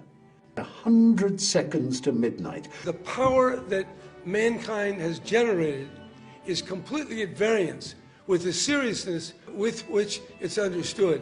How else can we wake up the Democrats, the Republicans, the independents, the millionaires, the billionaires, the media owners, who carry on their life as though they're on the Titanic, about ready to hit an iceberg, and they're not worried? And a new missile threatens to make up the time. The Tsar Bomba was all threat. It had to be carried by a plane and was too easily shot down. This new tactical nuclear missile is the polar opposite. It's designed less as a deterrent and more to be used. It makes the unthinkable thinkable. A simulation by Princeton University shows how one tactical nuclear missile could lead to Armageddon based on real targets and fatality estimates. During a conventional conflict, Russia launches a nuclear warning shot, and NATO retaliates with a single tactical nuclear airstrike. As the nuclear threshold is crossed, fighting escalates to a tactical nuclear war in Europe. Russia sends 300 warheads via aircraft and missiles to hit NATO bases and troops, and NATO responds with 180 warheads.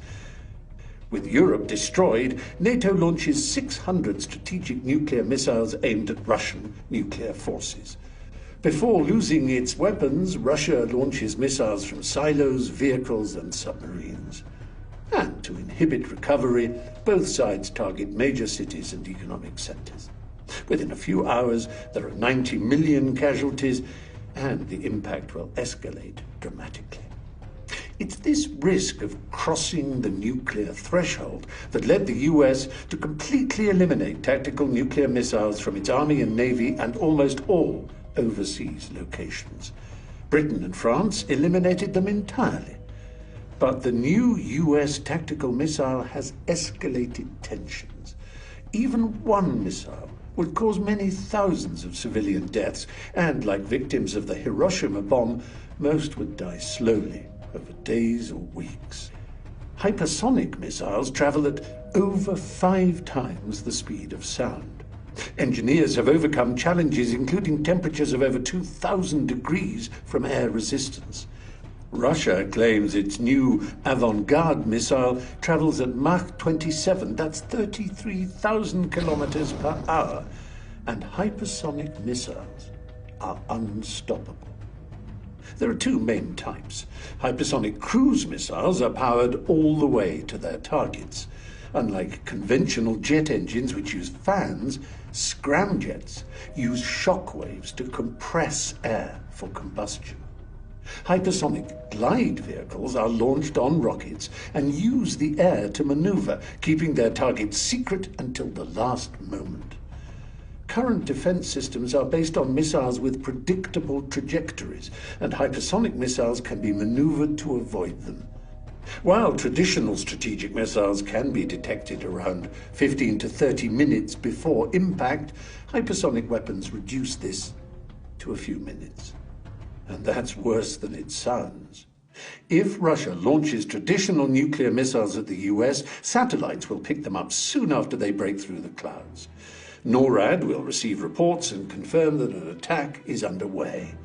In 1979, Zbigniew Brzezinski received the call in the middle of the night and had 3 minutes to decide whether to wake the president.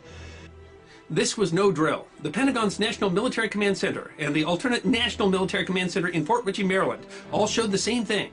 The Soviets had launched more than 200 submarine-launched ballistic missiles. Following standard procedures, the launch control centers for America's 550 Minuteman III and 450 Minuteman II missiles, missiles whose combined warheads represented approximately 55,000 times the explosive power of the atomic bomb dropped on Hiroshima, were given a preliminary warning to prepare for a counterattack.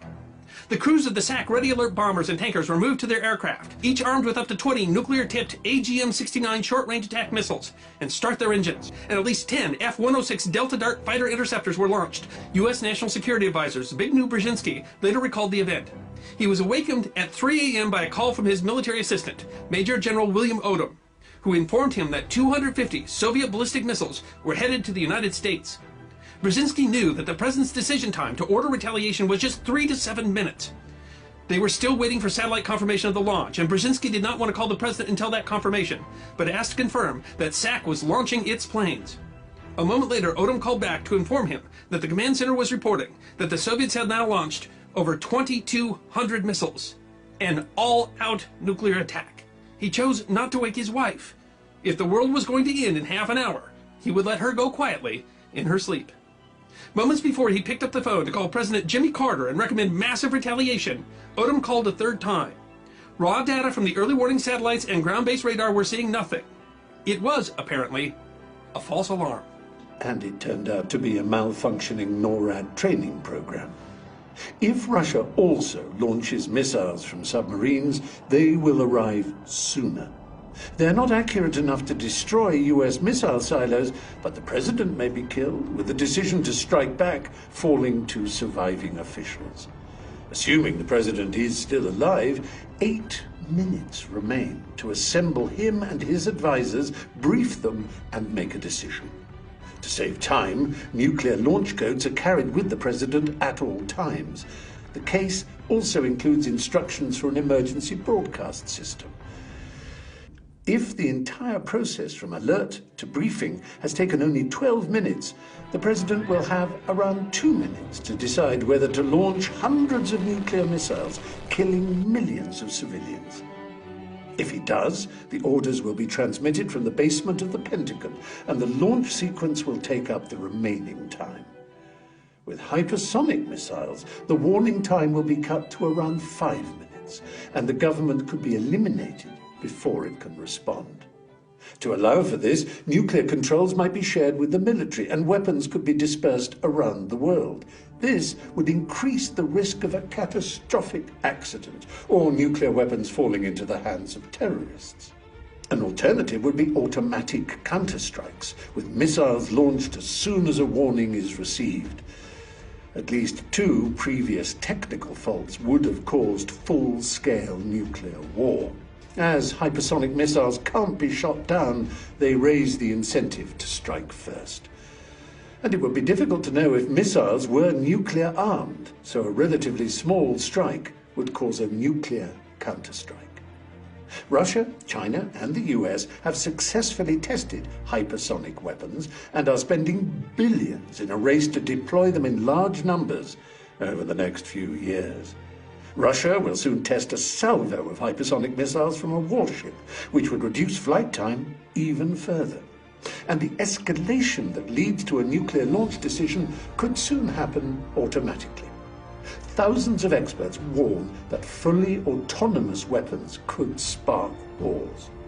Many countries support a ban, but a few are blocking it and developing increasingly autonomous weapons. Cheap to mass produce, huge fleets could emerge around the world, escalating tensions.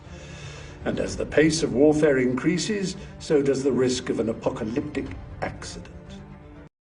I want to break this to you guys. Incoming missile alert, of course, sirens are going off outside of Lunaban, right here on the map. It's about halfway through Kiev, from Kiev, Kharkiv. It's right there in the middle. But, of course, I just got that alert, so I want to give you guys an update. Oh, boy. It's never stopping. It's after midnight now. No missile has hit yet, but, of course, we're watching that as an incoming missile alert means, I guess, nothing. But we'll find out. We'll find out as we're watching. Of course, I'm paying attention to everything going on. One idea is to implant the nuclear launch codes next. But that video actually has a lot of good information in it because it speaks about the truth. It speaks about what could happen if we end up in a nuclear war, and it would be bad. Russia has hypersonic missiles now. We know they do. We know they've been tested. And we know they can fire them from anywhere in Russia and hit the U.S. within 5 minutes. So, that having them on ships means they could literally be 2 to 3 minutes before. That would all the notice you would get. Chances are people in the United States, we would get a notification on the phone when it happened if they were to fire upon us. Ain't no point in running. Watch and see what happens out there, of course, tonight.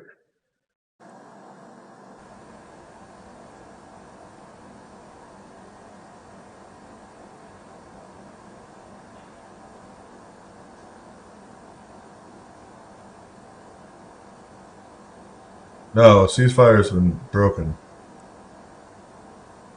Ceasefire is no longer in effect. Ceasefire is no longer in effect.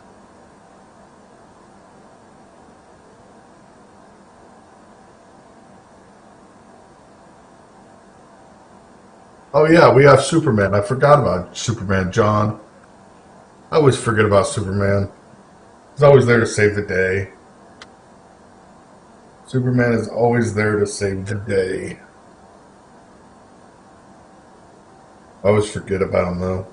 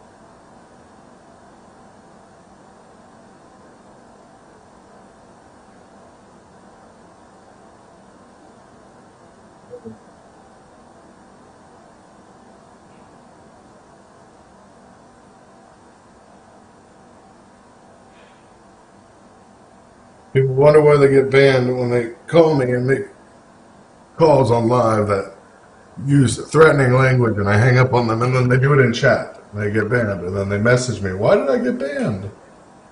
I don't know. Oh, it's crazy out there.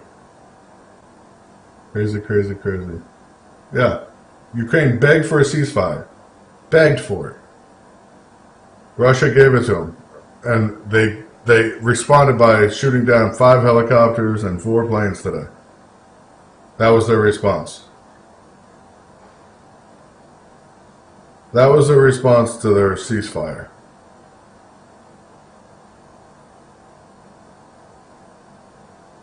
Telling their citizens to stand up and protest and to go after, of course, government or the Russian military today.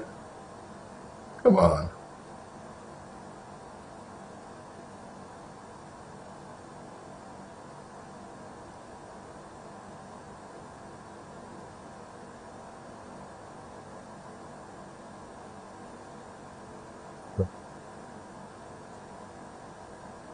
Well, he was telling the citizens not to evacuate.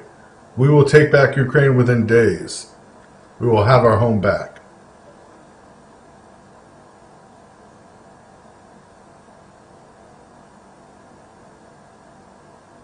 Yeah. John, you are 100% right.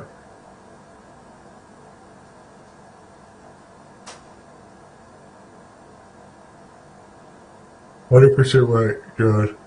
They're bullies. Ukraine is begging for help at the same time as pushing propaganda like they're winning the war.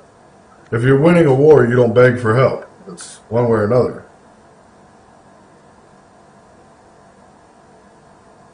You don't beg for a ceasefire and then shoot down a whole bunch of planes and helicopters during a ceasefire. I don't. The media is a joke.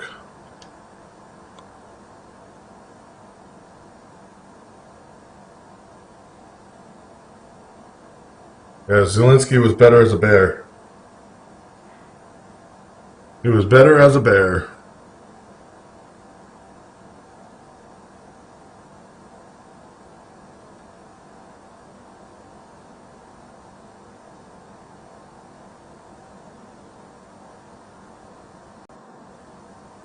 He turned on NATO, but NATO's still willing to help him. Still.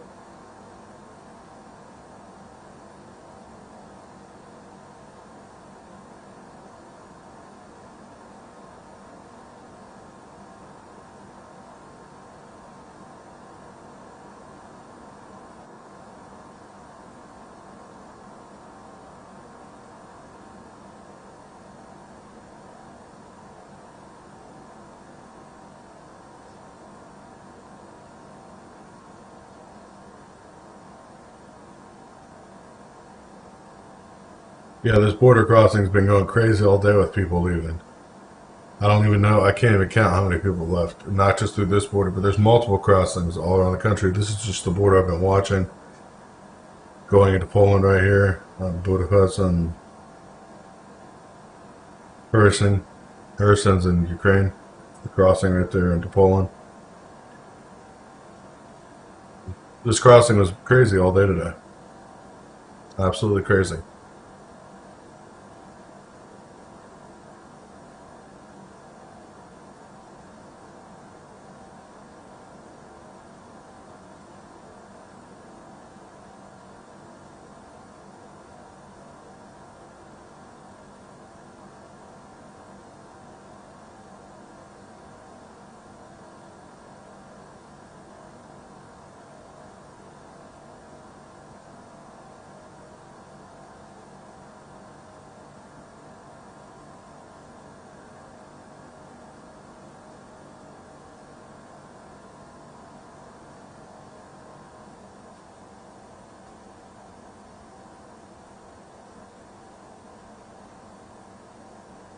Well, the thing is, people don't want to see both sides of this conflict. They don't want to see Russia has any rightful stake to this conflict.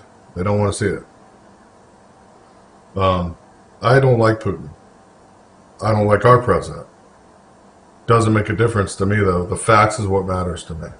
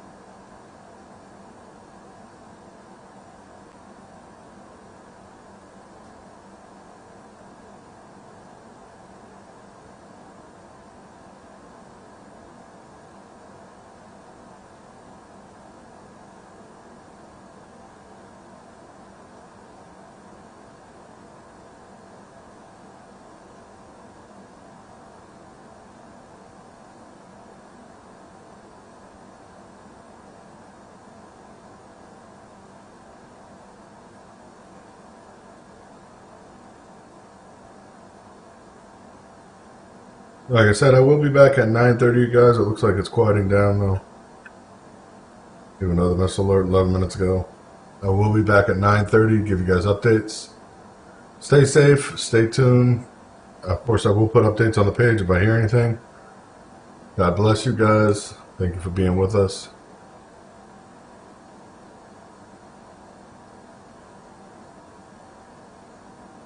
And thank you for donating and supporting our cause here to help people in need.